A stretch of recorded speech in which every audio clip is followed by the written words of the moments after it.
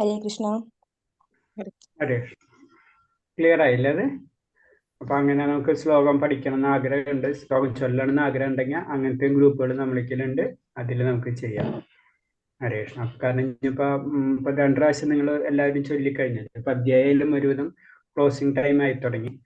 അപ്പൊ ഇനി മാതാചാര്യ സൗകര്യങ്ങൾ ചോദിച്ചിട്ട് ഇനി റിപ്പീറ്റ് ചെയ്യണമെന്നൊക്കെ അത് അടുത്തതിൽ പറയാം നമുക്ക്.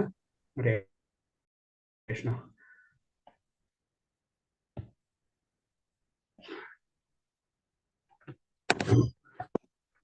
ഇന്ന് ഒരു സെക്കൻഡ്, ഇന്ന് നമ്മള് 15ാമത്തെ അധ്യായം തന്നെയല്ലേ? പക്ഷെ 8 ശ്ലോകം വരെ കഴിഞ്ഞുണ്ടല്ലേ കഴിഞ്ഞ പ്രാവശ്യം? അതെ പ്രഭുജി, 8 വരെയായി. ഹരേ കൃഷ്ണ. ഹരേ കൃഷ്ണ.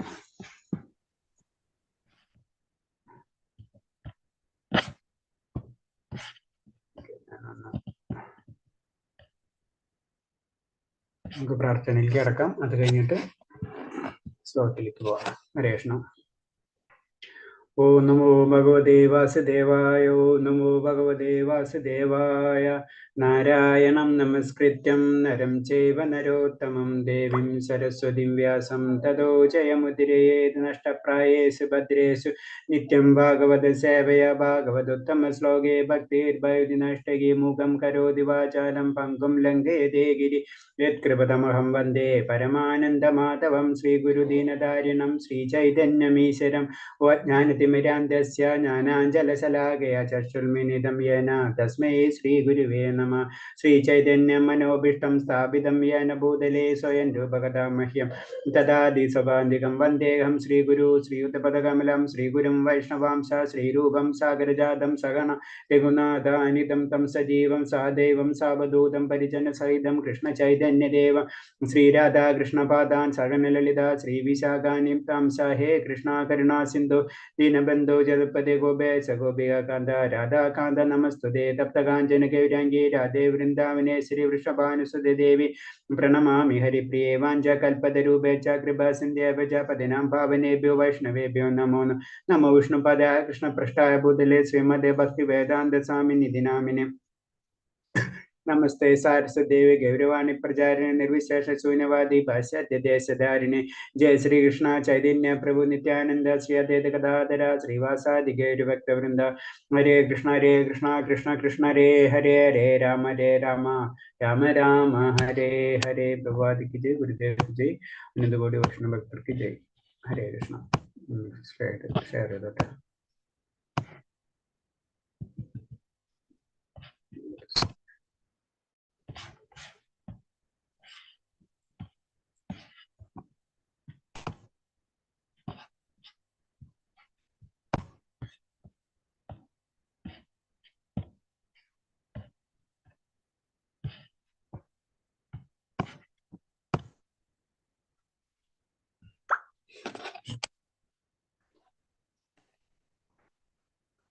ഓക്കെ, നമ്മൾ പുരുഷോത്തമ യോഗമാണ് നമ്മൾ അധ്യായം 15 പുരുഷോത്തമ യോഗം.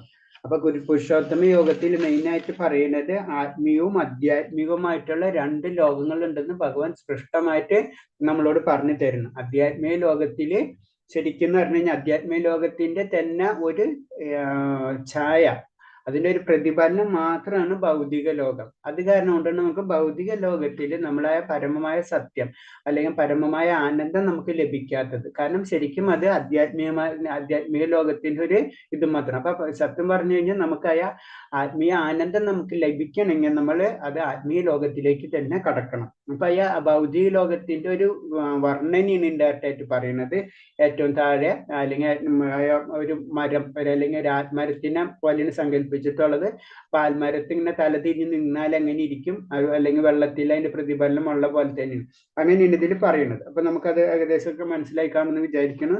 ഇനി അതിൽ 9ാമത്തെ ശ്ലോകം തൊട്ടാണ് നമ്മൾ നോക്കുന്നത്. ഹരേ കൃഷ്ണ. പ്രഭാതിക്ക് ജി, ഗുരുദേവ് ജി, അനന്തകോടി വൈഷ്ണവഭക്തർക്ക് ജി. ഹരേ കൃഷ്ണ. അതിൽ 9ാമത്തെ ശ്ലോകം. ശ്രോത്രം ചക്ഷു സ്പർശനം ച രസനം ഘ്രാണമേവ ച അധിഷ്ഠായ മനശ്ചായം വിഷയാനുപസേവത. ഇപ്രകാരം മറ്റൊരു സ്ഥൂല ശരീരം കൈക്കൊള്ളുന്ന ജീവസത്ത മനസ്സിനിണങ്ങിയ 5 ഇന്ദ്രിയങ്ങൾ കണ്ണ്, ചെവി, നാക്ക്, മൂക്ക്, ത്വക്ക് എന്നിവ സ്വീകരിക്കുകയും അവയിലൂടെ ഒരു കൂട്ടം ഇന്ദ്രിയ വിഷയങ്ങളെ ആസ്വദിക്കുകയും ചെയ്യുന്നു. അപ്പൊ അതിന് മുന്നത്തെ ശ്ലോകം എന്താ പറയുന്നത്? അതെന്ന് വെച്ചാൽ നമ്മൾ ഒരു ജന്മം കഴിഞ്ഞ, അതായത് ഈ ജന്മത്തിൽ നിന്ന് കഴിഞ്ഞു, നമ്മൾ മരണപ്പെട്ടു, നമ്മൾ അടുത്ത ജന്മത്തിലേക്ക് പോണ സമയത്ത് നമ്മൾ ആ ജീവാത്മാവ് പോകുന്ന പറഞ്ഞാൽ നമ്മൾ അത് കാറ്റിനോടാണ് ഉപമിച്ചിട്ടുള്ളത്.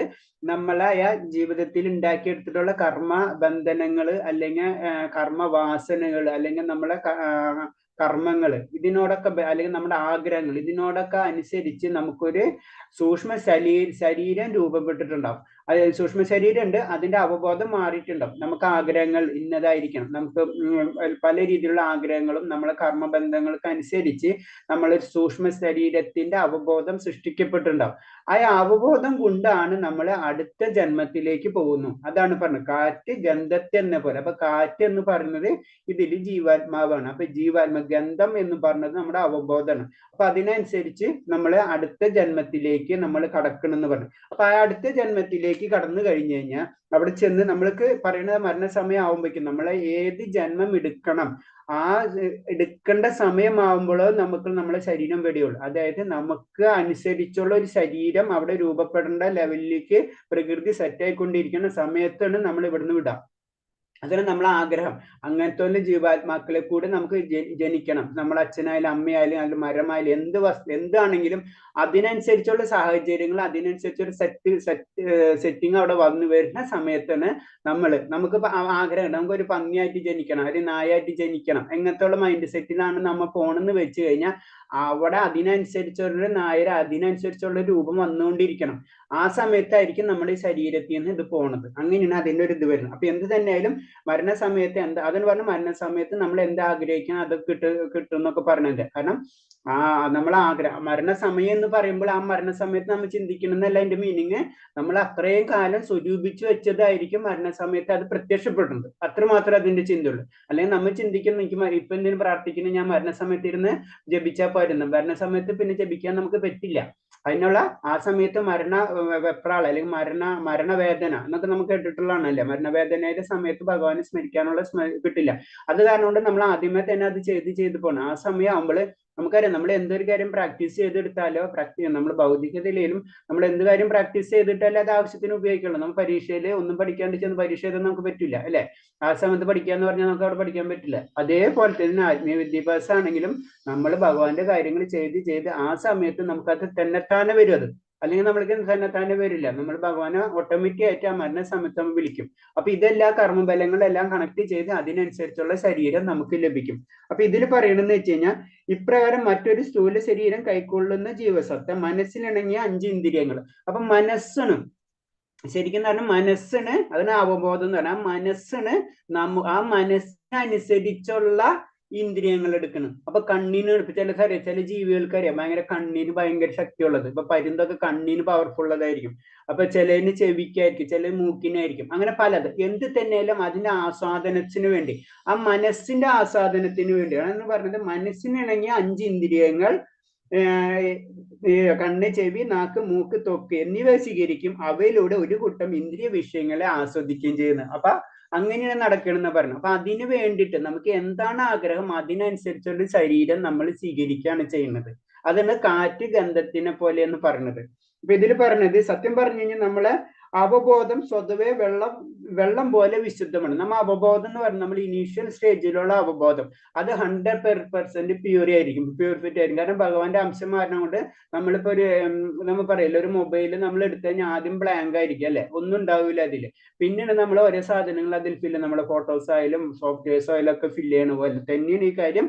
ആദ്യം വളരെ പരിശുദ്ധമായിരിക്കും നമ്മളെ അവബോധം എന്ന് പറഞ്ഞത്.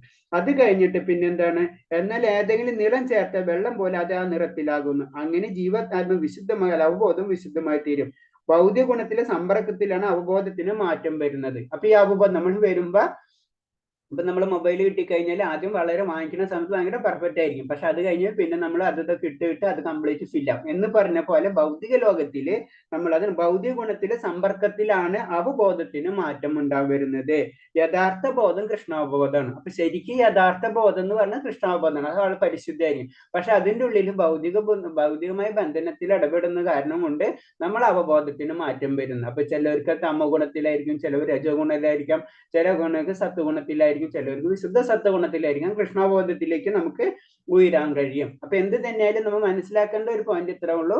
നമ്മള് നെക്സ്റ്റ് ജന്മത്തിലേക്ക് കടക്കുന്ന സമയത്ത് നമ്മുടെ ആഗ്രഹങ്ങൾ കൊണ്ടാണ് പോണത്. ആ ആഗ്രഹം എന്താണ്? ആഗ്രഹത്തിനനുസരിച്ചുള്ള ജന്മമാണ് നമുക്ക് ലഭിക്കുന്നത്. ആഗ്രഹവും നമ്മുടെ കർമ്മബലവും അതിനനുസരിച്ചാണ് ദേവന്മാര് അത് ദേവന്മാരെ ഇതാണ്. ഓരോ ദേവന്മാർക്ക് അതിനനുസരിച്ച് ഡ്യൂട്ടി. ഇപ്പൊ യമദേവനാണ് അതൊക്കെ, ചിത്രഗുപ്തൻ അതൊക്കെ അറിയല്ലേ. നമുക്ക് ചിത്രഗുപ്തൻ അത് നോക്കുന്നതും അതിനനുസരിച്ചുള്ള നമുക്ക് എന്താ ലോകം വേണമെന്നൊക്കെ നിശ്ചയിച്ച് അതിനുള്ള പണിഷ്മെന്റ് ചെയ്ത് അങ്ങനെ ഓരോ കാര്യങ്ങൾ നമുക്ക് നരകലോകത്തിൽ പോകുന്നവർക്ക് നരകലോകത്തിൽ പോയി എന്ന് വെച്ച് കഴിഞ്ഞാൽ അവിടെ വെച്ച് അവിടെ സ്റ്റോപ്പ് ആവണില്ല. അത് കഴിഞ്ഞു കഴിഞ്ഞാൽ നമുക്ക് അടുത്തേക്ക് കയറാൻ പറ്റും. ഒരു സെക്കൻഡ് ഹരേഷ്ണ.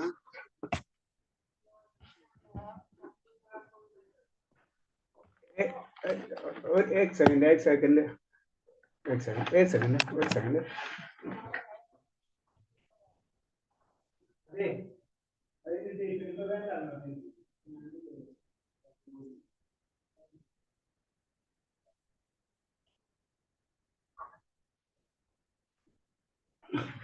സോറി ഹരേഷ്ണ. അപ്പൊ അതന്നെ. അപ്പൊ കൃഷ്ണബോധം എന്ന് പറഞ്ഞാൽ എപ്പോഴാ പരിശുദ്ധി ആയിരിക്കും. അപ്പൊ അതിലേക്ക് നമ്മൾ വീണ്ടും അത് ക്ലിയർ ചെയ്ത് പോകണം. അതാണ് ഇതിൽ പറഞ്ഞത്. ഇനി അടുത്താമത്തെ 10ാമത്തെ ശ്ലോകം അതാണ് ഇതിൽ പറഞ്ഞത്. ശരീരത്തിനും മരണസമയത്ത് താൻ സ്വയം വളർത്തിയെടുത്ത ബോധത്തെ ഇനി എടുക്കാൻ പോകുന്ന ദേഹം എന്തെന്ന് തീരുമാനിക്കുക. അപ്പൊ മരണസമയം വരെയുള്ള നമ്മൾ എന്താണ് രൂപീകരിച്ചിട്ടുള്ളത് അതിനനുസരിച്ചായിരിക്കും നമുക്ക് അടുത്ത ശരീരം ലഭിക്കുക. അതാണ് ഈ ശ്ലോകത്തിന്റെ കറക്റ്റ് മീനിങ്. പിന്നെ അടുത്ത ശ്ലോകം. ഉത്ക്രാമന്തം സ്ഥിതിം വ്യാപ്യ ഭുഞ്ചാനം വാ ഗുണാനിതം വിമൂഢമനുപശ്യന്തി പശ്യന്തി ജ്ഞാന ചക്ഷുഷ. ജീവാത്മാവ് എങ്ങനെ ശരീരം വിട്ടുപോകുന്നുവോ ഗുണങ്ങളുടെ ആകർഷണത്തിൽപ്പെട്ട് വഴിപ്പെട്ട് ഏതുതരം ശരീരത്തെയാണ് സ്വീകരിക്കാൻ അനുഭവിക്കുന്നതോ മൂഢന്മാർക്കറിയില്ല. ജ്ഞാനത്തിന്റെ അകക്കണ്ണ് തെളിഞ്ഞവർക്ക് ഇതെല്ലാം പ്രത്യക്ഷമാകുന്നു. അപ്പൊ ശരിക്കും ജ്ഞാനി എന്ന് പറയുമ്പോൾ ആ ജ്ഞാനിക്ക് ശരിക്കായിട്ട് മനസ്സിലാവും നമുക്ക് ഏത് ശരീരമാണ് ലഭിക്കാൻ പോകണമെന്ന് ശരിക്കും മനസ്സിലാവും. അതാണ് അതിന്റെ പ്രത്യേകത. അത് മൂഢന്മാർക്ക്, സാധാരണ വ്യക്തികൾക്ക് അത് മനസ്സിലാവില്ല. നമ്മൾ അതിന് ആഗ്രഹങ്ങൾക്ക് അനുസരിച്ച് നമുക്ക് ഇന്ന ശരീരമാണ് ലഭിക്കാൻ പോകണമെന്ന് സാധാരണ ജനങ്ങൾക്ക് മനസ്സിലാവില്ല. അത് ജ്ഞാനികൾക്ക് മാത്രമേ അത് മനസ്സിലാവുള്ളൂ. അത് ജ്ഞാനത്തിന്റെ അകക്കണ്ണ് തെളിഞ്ഞവർക്ക് ഇതെല്ലാം പ്രത്യക്ഷമാകുന്നു. അപ്പൊ ആ ജ്ഞാനത്തിലേക്ക് നമ്മൾ കടക്കണം. അതാണ് നമ്മുടെ ലക്ഷ്യം. എന്നാലേ നമുക്ക് മനസ്സിലാവും. അപ്പൊ നമുക്കറിയാം ഇന്നതാ വരാൻ പോകണം. അപ്പൊ അതിനനുസരിച്ചുള്ള തയ്യാറെടുപ്പുകൾ നമുക്ക് ചെയ്യാൻ കഴിയും. അതാണ് യോഗീശ്വരന്മാരായില്ല. അപ്പൊ യോഗികൾ എന്ന് പറയുമ്പോൾ തന്നെ 8 അവർക്ക് സിദ്ധികൾ കിട്ടുന്ന പറയണം. അത്രയും വലിയ യോഗികളൊക്കെ ഉണ്ട്. ഭക്തർ കഴിഞ്ഞിട്ട് യോഗികളുടെ ലെവൽ വരെ ഉണ്ട്. അപ്പൊ എന്ത് തന്നെയായാലും ജ്ഞാനികൾക്ക് അതിനുള്ള പവർ ഉണ്ട് എന്നാണ് പറയുന്നത്. ഒരു ജീവൻ തന്റെ ശരീരം വിട്ടുപോകുന്നത് എങ്ങനെയെന്ന് വരും പിറപ്പിൽ ഏതൊരാകൃതി ജനിക്കുമെന്ന് എന്തുകൊണ്ട് ഇന്നത്തെ ശരീരത്തിൽ ജീവിക്കാൻ ഇടയായെന്ന് ജ്ഞാനമില്ലാത്ത ഒരാൾക്ക് അറിയാൻ കഴിയില്ല. അപ്പൊ ശരിക്കും നമുക്ക് എന്തുകൊണ്ടാണ് ഈ ശരീരം ലഭിച്ചത്, അതുകൊണ്ട് നമുക്ക് നാളെ എന്ത് ശരീരം ലഭിക്കും, അല്ലെങ്കിൽ നാളെ എന്തുകൊണ്ട് ആ ശരീരം ലഭിക്കുന്നു എന്ന് സാധാരണ ജ്ഞാനമില്ലാത്തവർക്കറിയില്ല.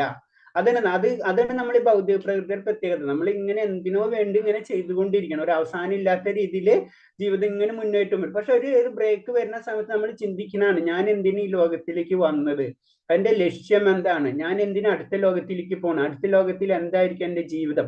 ഇങ്ങനൊക്കെ ചിന്തിച്ച് തുടങ്ങുമ്പോഴാണ് നമ്മളായ ഫസ്റ്റ് അതോധ ബ്രഹ്മജിജ്ഞാസ എന്ന് പറഞ്ഞ പോലെ നമ്മൾ ആ ബ്രഹ്മത്തെ അറിയാൻ ആഗ്രഹിക്കണം. അവിടെ നിന്ന് തൊട്ടാണ് ശരിക്കും നമ്മൾ ഭക്തി എന്ന് പറഞ്ഞു കഴിഞ്ഞാൽ നമുക്ക് അറിവ്, ആ ജ്ഞാനത്തിന്റെ അകക്കാണ് പതുക്കെ തുറക്കണത്. അപ്പൊ ഇതല്ല ലോകം എന്ന് നമുക്ക് മനസ്സിലാവുന്ന ഒരു ലൈനാണിത്.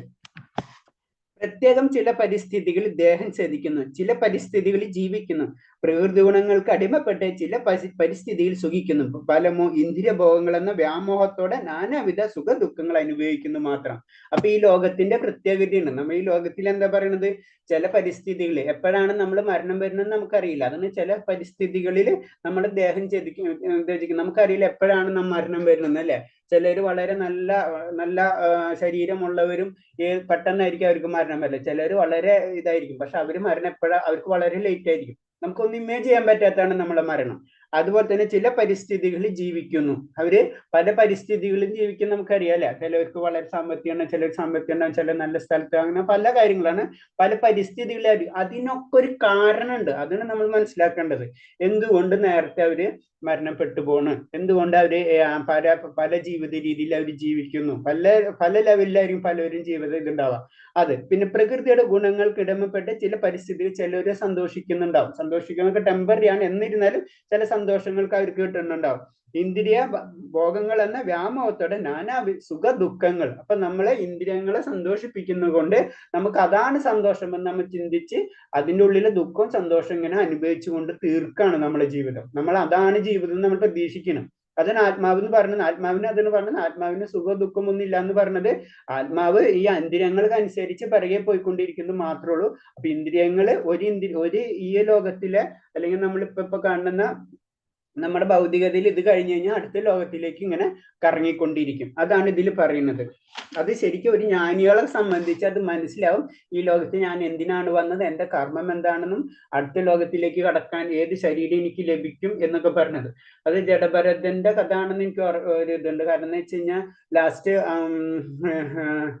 ജഡഭരതൻ, അത് എനിക്ക് ഞാൻ പിന്നീട് പറഞ്ഞു ആലോചിച്ചിട്ട്. കാരണം എന്ന് വെച്ച് കഴിഞ്ഞാൽ അതിൽ പറഞ്ഞിത്രേ ഉള്ളൂ. കാരണം ആരുടെ പേര് എനിക്ക് ഓർമ്മ വരുന്നില്ല. അതായത് 2 ജന്മം 3 ജന്മം കഴിയുമ്പോഴേക്കും അദ്ദേഹത്തിന് മനസ്സിലാവുന്നുണ്ട്, എനിക്ക് ഇനി അടുത്ത ജന്മത്തിന് എനിക്ക് സമയം ഇനി അടുത്ത ജന്മത്തിൽ ലഭിക്കും, കാരണം ഞാൻ അങ്ങനത്തെ പാപങ്ങൾ ചെയ്താൽ. അങ്ങനെ ലാസ്റ്റ് എന്നിട്ട് ഒന്നും ചെയ്യാതിരിക്കുന്ന ഒരു അവസ്ഥയിലേക്ക് എത്തണം. ജഡഭരതൻ തന്നെയാണെന്ന് എൻ്റെ ഓർമ്മ. അപ്പോ രാജാവിന്റെ പല്ലക്ക് എടുത്തു പോണ സമയത്ത് ജഡഭരതൻ അങ്ങനെ വെറുതെ ഇരിക്കണം. അപ്പൊ പിടിച്ച് ആളെ അതിന് പല്ലക്ക് ചുമക്കാൻ പറയുന്നുണ്ട്. ആ പല്ലക്ക് ചുമക്കാൻ പറയുമ്പോ പല്ലക്ക് ചുമന്നുകൊണ്ട് പോണ സമയത്ത് ഉറുമ്പിനെ ചവിട്ടാണ്ട് അങ്ങോട്ടും ഇങ്ങോട്ടും കാല് മാറ്റണം. അപ്പൊ പല്ലക്ക് കിടന്നിങ്ങനെ ആടുന്നുണ്ട്.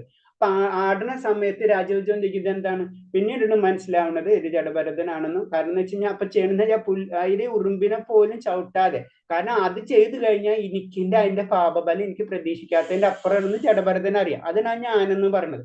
ആ പോയിന്റ്, ആ കഥയിൽ നിന്ന് നമ്മൾ മനസ്സിലാക്കേണ്ടതാണ്. ആ ജ്ഞാനികൾക്ക് ശരിക്കും അത് എനിക്ക് ഇന്നത് ചെയ്ത് ഇന്ന പ്രശ്നം ഉണ്ടാവുമെന്ന് ശരിക്കും അറിയാൻ പറ്റും. അതാണ് അതിന്റെ ഒരു ചെറിയൊരു സമ്മറി എന്ന് പറഞ്ഞ കഥ. പേര് എനിക്ക് അത്ര ഓർമ്മ വരുന്നില്ല.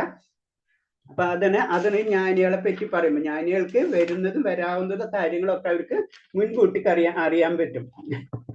പിന്നെ 11ാമത്തെ ശ്ലോകം. യദോ യോഗിനൈചന്യം പശ്യന്താത്മനവസ്ഥിതം യദോ പ്രകൃതാത്മനോ നൈനം പശ്യന്ത ചേതസ. ആത്മസാക്ഷാത്കാരം ലഭിച്ച് എപ്പോഴും യത്നിച്ചുകൊണ്ടിരിക്കുന്ന അതീന്ദ്രിയവാദികൾക്ക് ഇതെല്ലാം വ്യക്തമായി കാണാൻ കഴിയും. മനോവികാസം പ്രാപിക്കാത്തവർക്കും ആത്മസാക്ഷാത്കാരം ലഭിക്കാത്തവർക്കും എത്ര ശ്രമിച്ചാലും എന്താണ് സംഭവിക്കുന്നതെന്ന് കാണാൻ കഴിയില്ല. അപ്പൊ ജ്ഞാനികളെ പറ്റി ഒന്നും കൂടെ ഡീറ്റെയിൽ ആയിട്ട്, എന്താണ് ജ്ഞാനി എന്ന് പറഞ്ഞ നമ്മൾ പഠിക്കുന്നത് തന്നെ ജ്ഞാനിയോഗമാണല്ലോ ശരി. അപ്പൊ ജ്ഞാനി എന്ന് പറയുമ്പോൾ നമ്മൾ പറഞ്ഞു, നമ്മൾ ജ്ഞാനി എന്ന് പറയും, നമുക്ക് എന്തെങ്കിലും അറിവ് കിട്ടിയെന്ന് പറഞ്ഞാൽ നമ്മൾ ജ്ഞാനിയല്ല. ജ്ഞാനി എന്ന് പറഞ്ഞത് ഇതാണ്, ഈ സബ്ജക്റ്റാണ്. അതായത്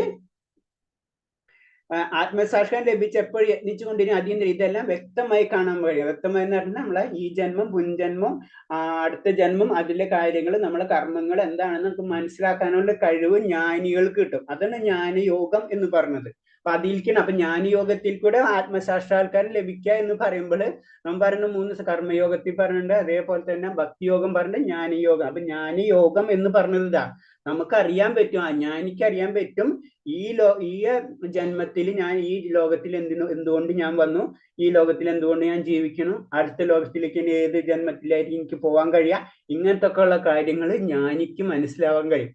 അതാണ് ജ്ഞാനയോഗം. അപ്പൊ അതിൽ കൂടി ശരിക്കും ഭഗവാനിലേക്ക് അടുക്കാൻ പറ്റും. അതാണ് ഇതിൽ പറഞ്ഞത്. പക്ഷെ ഇത് മനോവികാസം പ്രാപിക്കാത്ത വ്യക്തികൾ, അതായത് ആത്മസാക്ഷാത്കാരത്തിന് ലഭിക്കാത്തവർക്ക് അവർ എത്ര ശ്രമിച്ചാലും ഇത് സംഭവിക്കില്ല. കാരണം ജ്ഞാനത്തിന്റെ ഫുൾ അറിവ് കിട്ടാത്തവർക്ക് ഇവർക്ക് ഇതൊന്നും മനസ്സിലാവില്ല. നമ്മളിപ്പോ സാധാരണ രീതിയിൽ നമ്മളെല്ലാവരും എങ്ങനെയാണ്, നമുക്കിതൊന്നും അറിയണില്ല. നമ്മളിങ്ങനെ എന്തിനോ വേണ്ടി ജീവിക്കണോ, എങ്ങനെ ജീവിതം ഇങ്ങനെ കറങ്ങിക്കൊണ്ടിരിക്കണം. പല ആഗ്രഹങ്ങൾ വരും, പല ആഗ്രഹങ്ങൾക്ക് ചില ആഗ്രഹങ്ങൾ നമുക്ക് നടക്കും, ചില ആഗ്രഹങ്ങൾ നമുക്ക് നടക്കില്ല. നമ്മൾ അതിനനുസരിച്ച് സെറ്റ് ആയി കഴിയും. ഇപ്പൊ നമുക്കറിയാം. അപ്പൊ നമ്മൾ ലാസ്റ്റ് ആരും പറയും, നമ്മൾ സിമ്പിൾ ആയിട്ട് പറയാം അത് വിദ്യയാണെന്ന് പറഞ്ഞ് നമ്മൾ മനസ്സ് അങ്ങനെ സമാധാനിക്കണം അല്ലെ. ചില കാര്യം കിട്ടും പറയും അത് ഭഗവാൻ നല്ലതാണെന്ന്, അങ്ങനെയൊക്കെ പറഞ്ഞ് അത് നമുക്കൊരു ഐഡിയ ഇല്ല. അതാണ് ഇതിൽ കൂടെ തന്നെ പറഞ്ഞു വരുന്നത്. അവർക്ക് എന്താണ് സംഭവിക്കുന്നതെന്ന് കാണാൻ കഴിയില്ല, അവർക്കത് മനസ്സിലാക്കാനുള്ള കഴിവില്ല.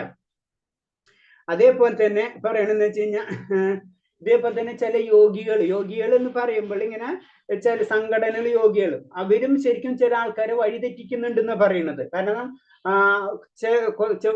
ചില കാര്യങ്ങൾ കുറെ യോഗികൾക്ക് ചെറിയ കാര്യങ്ങൾക്ക് ഒരു യോഗസിദ്ധികളൊക്കെ ചെറുതായിട്ട് കിട്ടും. അപ്പൊ നമുക്കില്ലാത്ത അവർക്ക് എന്ത് കിട്ടുമ്പോ നമ്മളെ ചിന്താഗതി അവര് ഭഗവാൻ എന്നുള്ള ചിന്താഗതിയിലേക്ക് പോവും, അവരെ ഫോളോവേഴ്സായി മാറിയും പിന്നെ നമ്മൾ എവിടെ എത്താത്ത രീതിയിൽ നമുക്ക് അഥവാ നമുക്ക് ഈ ലോകത്തിലും ഭൗതിക ലോകത്തിലും ലോകത്തിലും നമുക്ക് ഒരു കണക്ഷനും കിട്ടില്ല. അവർ നമ്മൾ ഉള്ളതടക്കം നമ്മളെ കളയും. അപ്പൊ അതെന്നും പറഞ്ഞാൽ നമ്മൾ ഗുരുക്കന്മാരെയും മറ്റുള്ളവരൊക്കെ നമ്മൾ സെലക്ട് ചെയ്യുന്ന സമയത്ത് വളരെ ശ്രദ്ധിച്ചിട്ട് വേണം. അവരെ എല്ലാ കാര്യങ്ങളും പഠിച്ചതിന് ശേഷമായിരിക്കണം നമ്മൾ അതിലേക്ക് ചെല്ലുക. അതിന് പറഞ്ഞ ഗുരുക്കന്മാരെ സെലക്ട് ചെയ്യുന്നതിനടക്കം കുറെ നമുക്ക് പഠിക്കാനുണ്ട്. അത് ഡീറ്റെയിൽ ആയിട്ട് നിങ്ങൾ ആ ലെവലിലേക്ക് വരുമ്പോഴൊക്കെ നിങ്ങൾക്ക് മനസ്സിലാവും. കാരണം ഗുരുതത്വമുണ്ട്, അതിലൊക്കെ എങ്ങനെയാണ് ഗുരുവിനെ നമ്മൾ സ്വീകരിക്കേണ്ടതെന്നൊക്കെ ഉണ്ട്. അല്ലാണ്ട് ഇപ്പൊ ഒരു ഗുരുവിനെ സ്വീകരിച്ചു, കുറച്ചു നാളാകുമ്പോൾ ഗുരു മാറിപ്പോകണമെന്ന് വെച്ചാൽ പിന്നെ നമ്മൾ അകപ്പെട്ടു പോയില്ല. അപ്പൊ ആ ഗുരുവിനെ നമുക്ക് ഉപേക്ഷിക്കാം. അങ്ങനത്തെ കാര്യങ്ങളൊക്കെ ഉണ്ട്. അങ്ങനെയൊക്കെയാണ് നമ്മളെ ഗുരുവിനെ എടുക്കേണ്ടത്. അല്ലാണ്ട് എന്തെങ്കിലും ഒരു ജാലവിദ്യ കാണിച്ചു കഴിഞ്ഞാൽ അത് ഭഗവാൻ എന്ന് വിചാരിച്ച് പോയി കഴിഞ്ഞാൽ നമുക്ക് ഭക്തിയും പോവും, നമ്മുടെ ജീവിതവും പോവും, രണ്ടും പോവും. അത് ശ്രദ്ധിക്കണം. പിന്നെ യോഗേചര്യമായി ഏർപ്പെട്ട ആത്മാവിനെ പ്രപഞ്ചത്തെയും പരപുരുഷനെയും സാക്ഷാത്കരിച്ച് ഭക്തിയോഗൾക്ക് അതാത് കൃഷ്ണാവത്തോട് വിശുദ്ധ ഭക്തിവത്സാന മുഴുവർക്ക് മാത്രമേ എന്താണ് സംഭവിക്കുന്നത് മനസ്സിലാവുകയുള്ളൂ. അപ്പൊ ശരിക്കും ഒരു ജ്ഞാനിയോഗിയുടെ ഒരു ഡെഫിനിഷൻ ആണ് പറയുന്നത്. ആ ജ്ഞാനിയോഗി എന്ന് പറയുന്നത് യോഗചര്യത്തിൽ ഏർപ്പെടണം, അത് യോഗ്യാവസ്ഥയിലേക്ക് കൊണ്ടുവരണം. അതുകൂടാതെ ആത്മാവിനെയും പ്രപഞ്ചത്തെയും പരമപുരുഷനെയും സാക്ഷാത്കരിക്കണം. ആത്മാവിനെ നമ്മൾ ജീവാത്മാവ്, ഞാൻ എന്താണെന്ന്, ആ ആത്മാവ്, പ്രപഞ്ചം, ഈ പ്രകൃതി എന്താണെന്ന് മനസ്സിലാക്കണം, പരമപുരുഷൻ ഭഗവാൻ എന്താണെന്ന് മനസ്സിലാക്കണം. അങ്ങനെ സാക്ഷാത്കരിക്കുമ്പോൾ എന്താ സംഭവിക്കുക, ആ വ്യക്തി ഭക്തിയോഗത്തിലേക്ക് ഓട്ടോമാറ്റിക് ആയിട്ട് കിടക്കും. പരമപുരുഷൻ എന്ന് മനസ്സിലാവുമ്പോൾ ഭഗവാന്റെ ആയ കൺസെപ്റ്റിലേക്ക് വരും. അങ്ങനെ ആ ജ്ഞാനിയോഗത്തിന്റെ പരിപൂർണത എത്തും. അങ്ങനെയാണ് ജ്ഞാനിയോഗിക്ക് ശരിക്കും ആത്മസാക്ഷാത്കാരം കിട്ടുന്നത്. ജ്ഞാനിയോഗി അൾട്ടിമേറ്റ് എവിടേക്ക് എത്തും, ആ ഭക്തിയോഗത്തിലേക്ക് തന്നെ തിരിയും. അത് ഭഗവാൻ ഉണ്ടെന്നും ഭഗവാൻ ആശ്രയത്വമാണ് നമ്മുടെ ജീവിത ലക്ഷ്യം എന്ന് മനസ്സിലാവുന്ന ആ ഒരു പോയിന്റ് ആണ് ഇത് പറഞ്ഞു തരുന്നത്. അടുത്തത് 12ാമത്തെ ശ്ലോകം. യഥാതിതഗ്യതം തേജോ ജഗത്ഭാസയദേകിലം യശ്രത്രമസി യജ്ഞോ തദോജോ വിധിമാമകം. പ്രപഞ്ചത്തിൽ അന്ധകാരം അത്രേ നീക്കി അതിന് ശോഭയമാനമാകുന്ന സൂര്യന്റെ തേജസ് എന്നിൽ നിന്നാണ് വരുന്നത്. ചന്ദ്രന്റെയും അഗ്നിയുടെയും തേജസ് എന്നിൽ നിന്ന് വരുന്നവയാണ്. വീണ്ടും ഭഗവാൻ പറയുന്നതാണ്. ഭഗവാന്റെ ആയ ലോകത്തെ പറ്റിയും ഭഗവാനെ പറ്റിയും നമുക്ക് പറഞ്ഞു തരുന്ന ഒരു ശ്ലോകമാണ്. അതിലെന്താ പറഞ്ഞ, പ്രപഞ്ചത്തിൽ അന്ധകാരം അത്രയും നീക്കി. അപ്പൊ ഈ പ്രപഞ്ചം എന്ന് പറയുമ്പോൾ എല്ലാതും അടങ്ങിയിട്ടുള്ളതാണ്. അതില് ആത്മീയ ലോകവും ഭൗതിക ലോകവും എന്ത് തന്നെയാണെങ്കിലും എല്ലാത്തിന്റെ അന്ധകാരം നീക്കുന്നത് ഞാൻ തന്നെയാണ്. നമുക്കറിയാം ഭൗതിക ലോകം എന്ന് പറയുമ്പോൾ തന്നെ അത് ഭഗവാന്റെ അതിനെ തടഞ്ഞു നിർത്തുന്ന മഹത്തത്വം എന്നുള്ള ലെവലുണ്ട്. അപ്പൊ അതിന്റെ ഉള്ളിലുള്ള കാരണം കൊണ്ടാണ് ഭഗവാന്റെ സ്രോതസ് ഇവിടെ ഏൽക്കാത്ത കിട്ടാത്ത കാരണം കൊണ്ടാണ് സൂര്യചന്ദ്രന്മാരുള്ളത്. അങ്ങനെയാണ് നമുക്ക് അതിന്റെ വെളിച്ചം, നമുക്ക് സൂര്യചന്ദ്രന്മാർ നമുക്ക് ആവശ്യമായിട്ട് വരുന്നത് നമ്മൾ ഭൗതിക ലോകത്തിൽ കുടുങ്ങിപ്പോയതുകൊണ്ടാണ്. ആത്മലോകത്തില് ഭഗവാന്റെ ആ ശക്തി തന്നെയാണ്, ഭഗവാന്റെ ആയ പ്രകാശം തന്നെയാണ് എല്ലാത്തിനും പൂരിതമാക്കുന്നത്. അതാണ് ഇതിൽ നമുക്ക് മനസ്സിലാക്കേണ്ടത്.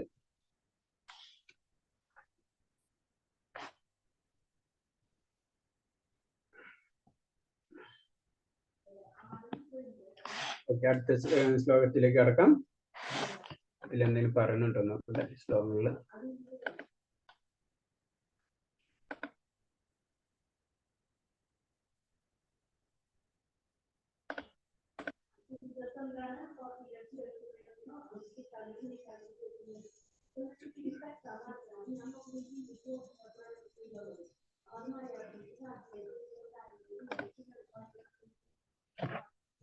Okay,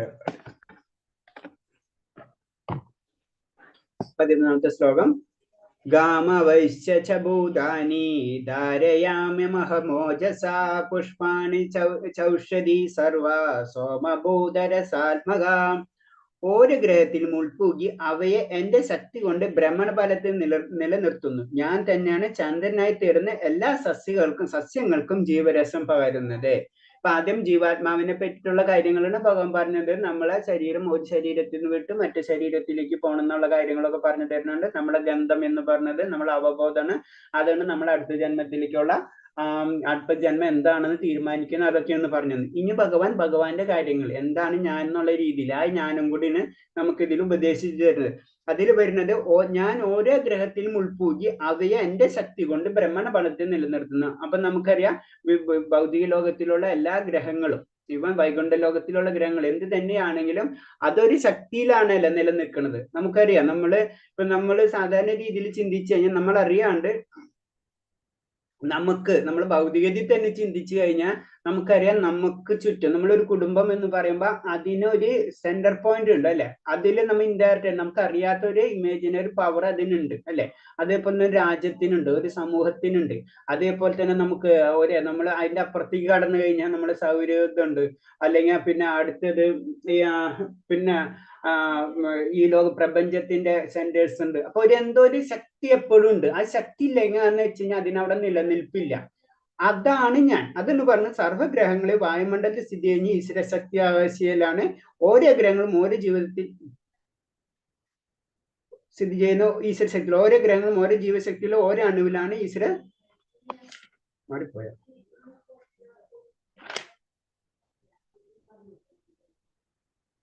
okay. അത് തന്നെയാണ് പറഞ്ഞത്. അപ്പൊ ഭഗവാൻ ഓരോ ഗ്രഹത്തിലും ഉൾപ്പോകുന്നുണ്ട്. കാരണം ഭഗവാന്റെ ശക്തി എല്ലായിടത്തും ഉണ്ടെന്ന് പറയുന്നതിന്റെ ഒരു മീനിങ് ആണ്.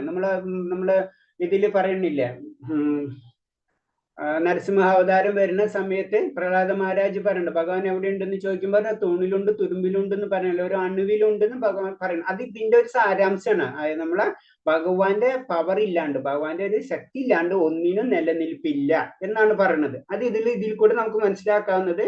അതിന് പറഞ്ഞ ഓരോ ഗ്രഹത്തിൽ ഉൾപ്പൂകി അവയെ എന്റെ ശക്തി കൊണ്ട് ബ്രഹ്മണഫലത്തിൽ നിലനിർത്തുന്നു. അത് ചലിച്ചുകൊണ്ടിരിക്കണല്ലേ. ചലിച്ചുകൊണ്ടിരിക്കുമ്പോൾ അതിനൊരു ശക്തി ഉണ്ട്. അത് അല്ലെങ്കിൽ ആ താഴ്ത്തു പോകും. നമ്മൾ സാധാരണ രീതിയിൽ ചിന്തിച്ചു താഴത്തേലെ മുകളിൽ അതിന് ഒരു കൺട്രോൾ ഇല്ലാണ്ട് പോകും. അപ്പൊ അതാണ് ഞാൻ സിമ്പിൾ ആയിട്ട് പറഞ്ഞത്. നമ്മളൊരു കുടുംബം ഉണ്ടെങ്കിൽ നമുക്ക് ഇൻഡയറക്റ്റ് ആയിട്ട് നമുക്ക് അദൃശ്യമായിട്ടുള്ള ഒരു പവർ ഉണ്ട്. അതാണ് നമ്മളെ കൺട്രോൾ ചെയ്തുകൊണ്ടിരിക്കുന്നത്. ഒരു രാജ്യമാണെങ്കിലും അല്ലെങ്കിൽ നമ്മുടെ ഭൂമിയാണെങ്കിലും നമ്മളെ സൗരയുദ്ധാണെങ്കിലും പിന്നെ അടുത്തത് യൂണിവേഴ്സ്, അങ്ങനെ ഏത് പോയിന്റ് ഉണ്ടെങ്കിലും അതിനൊരു ശക്തിയാണ്. അതിനെ ചുറ്റിപ്പറ്റിയിട്ടാണ് അത് മുഴുവനും നിലനിൽക്കുന്നത്. അതാണ് ഇതിൽ പറഞ്ഞത് അത് ഞാനാകുന്നു അതാണ് പറഞ്ഞത്. അതേപോലെ തന്നെ ചന്ദ്രനായി തീർന്ന എല്ലാ സസ്യങ്ങൾക്കും ജീവരസം നൽകുന്നു. അപ്പം ജീവരസം എന്ന് പറയുമ്പോൾ നമുക്ക് ചന്ദ്രൻ ഇല്ലെങ്കിലും ഈ ലോകത്ത് ഒന്നും നിലനിൽക്കില്ല. ഇൻഡയറക്റ്റ് ആയിട്ട് പറഞ്ഞത് നമ്മള് ആ ഒരു ചന്ദ്രനുള്ള കാരണം കൊണ്ടാണ് എന്താ പറഞ്ഞ ജീവങ്ങൾക്ക് ജീവരസം കൊടുക്കണം എന്ന് പറയുന്നത്. അപ്പൊ ആ ചന്ദ്രനും അതിനൊരു പാർട്ടാണ്. അത് ചന്ദ്രൻ ഇല്ലാതില്ല. അപ്പൊ ചന്ദ്രന്റെ ആ ജീവരസം എന്ന് പറയുന്നതും ഞാനാണെന്ന് പറയുന്നത്.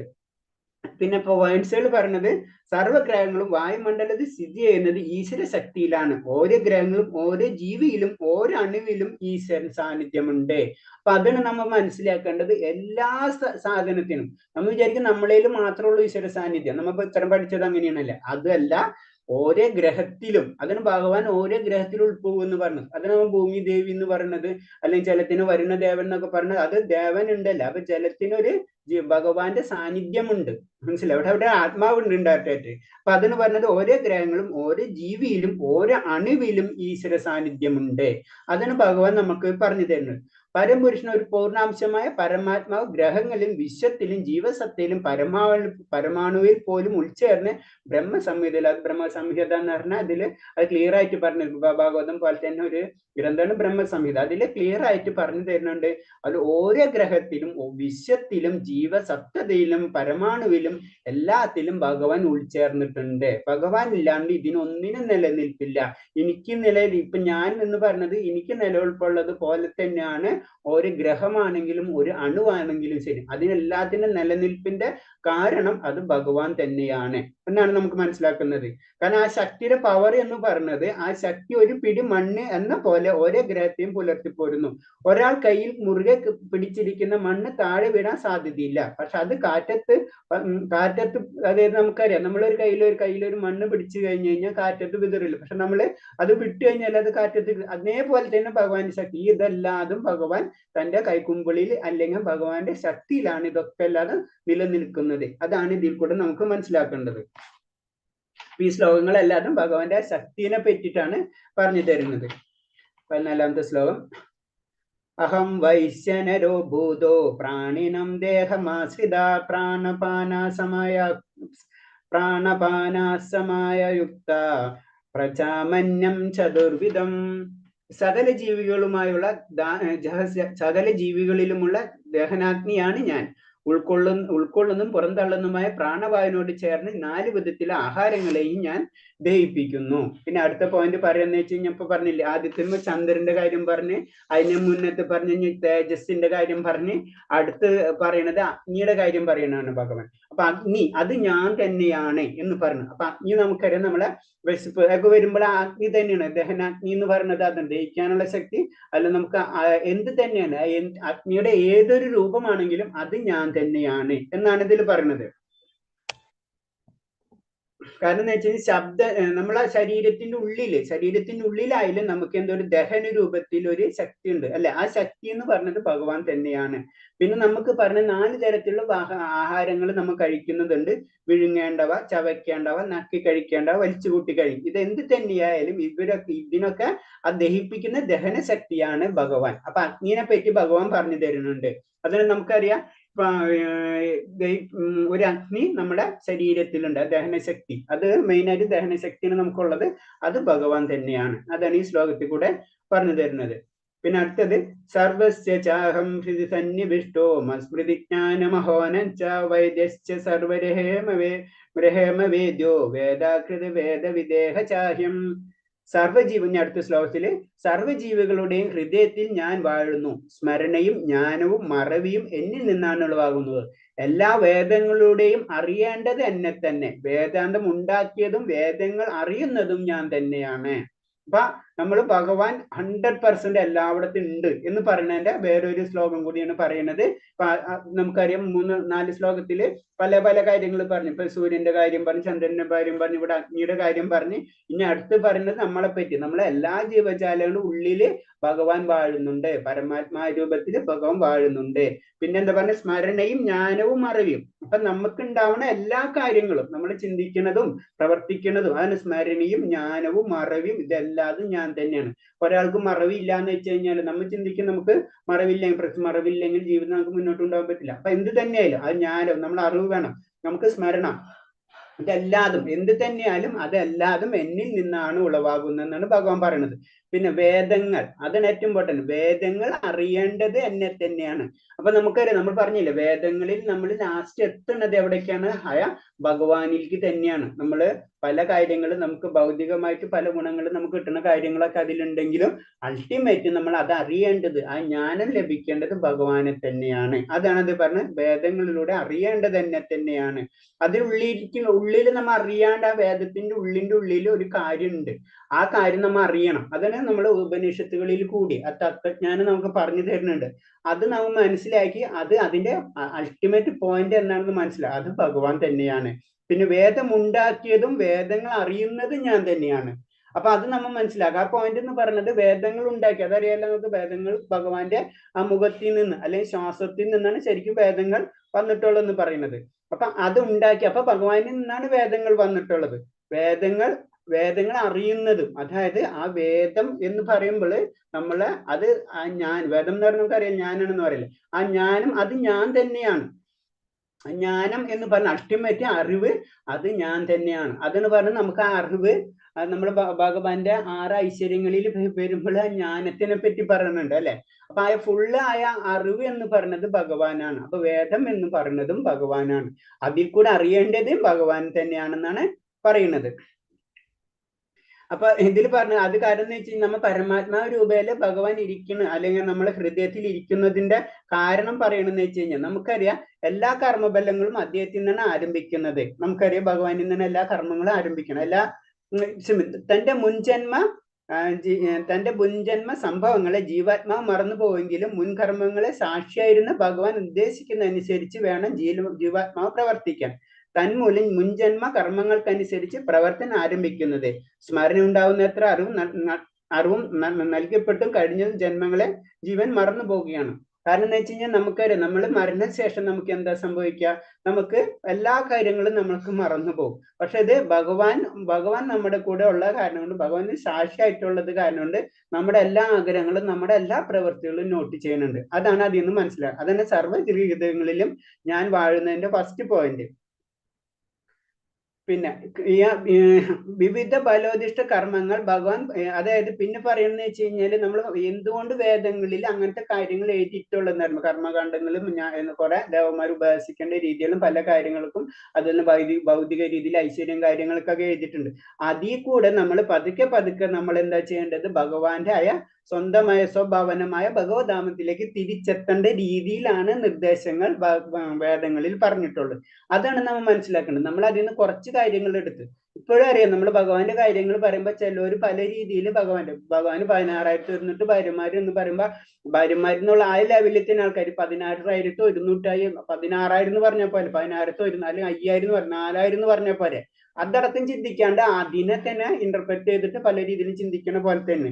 അതേപോലെ തന്നെ നമ്മൾ വൈദിക ഗ്രന്ഥങ്ങൾ വായിക്കുമ്പോൾ അതിന് അന്തസ്സത്ത് അത് എന്താണെന്ന് ശരിക്കും മനസ്സിലാക്കണം. അതിൽ ചില എനിക്ക് ആവശ്യമുള്ള മാത്രം പോയിന്റ്സുകൾ എടുത്തിട്ട് ബാക്കിയുള്ളതിനൊക്കെ കുറ്റം പറയാന്നുള്ള രീതിയിൽ അത് തെറ്റാണ്. അത് ഇതിൽ കൂടെ നമുക്ക് കറക്റ്റ് ആയിട്ട് മനസ്സിലാക്കാം.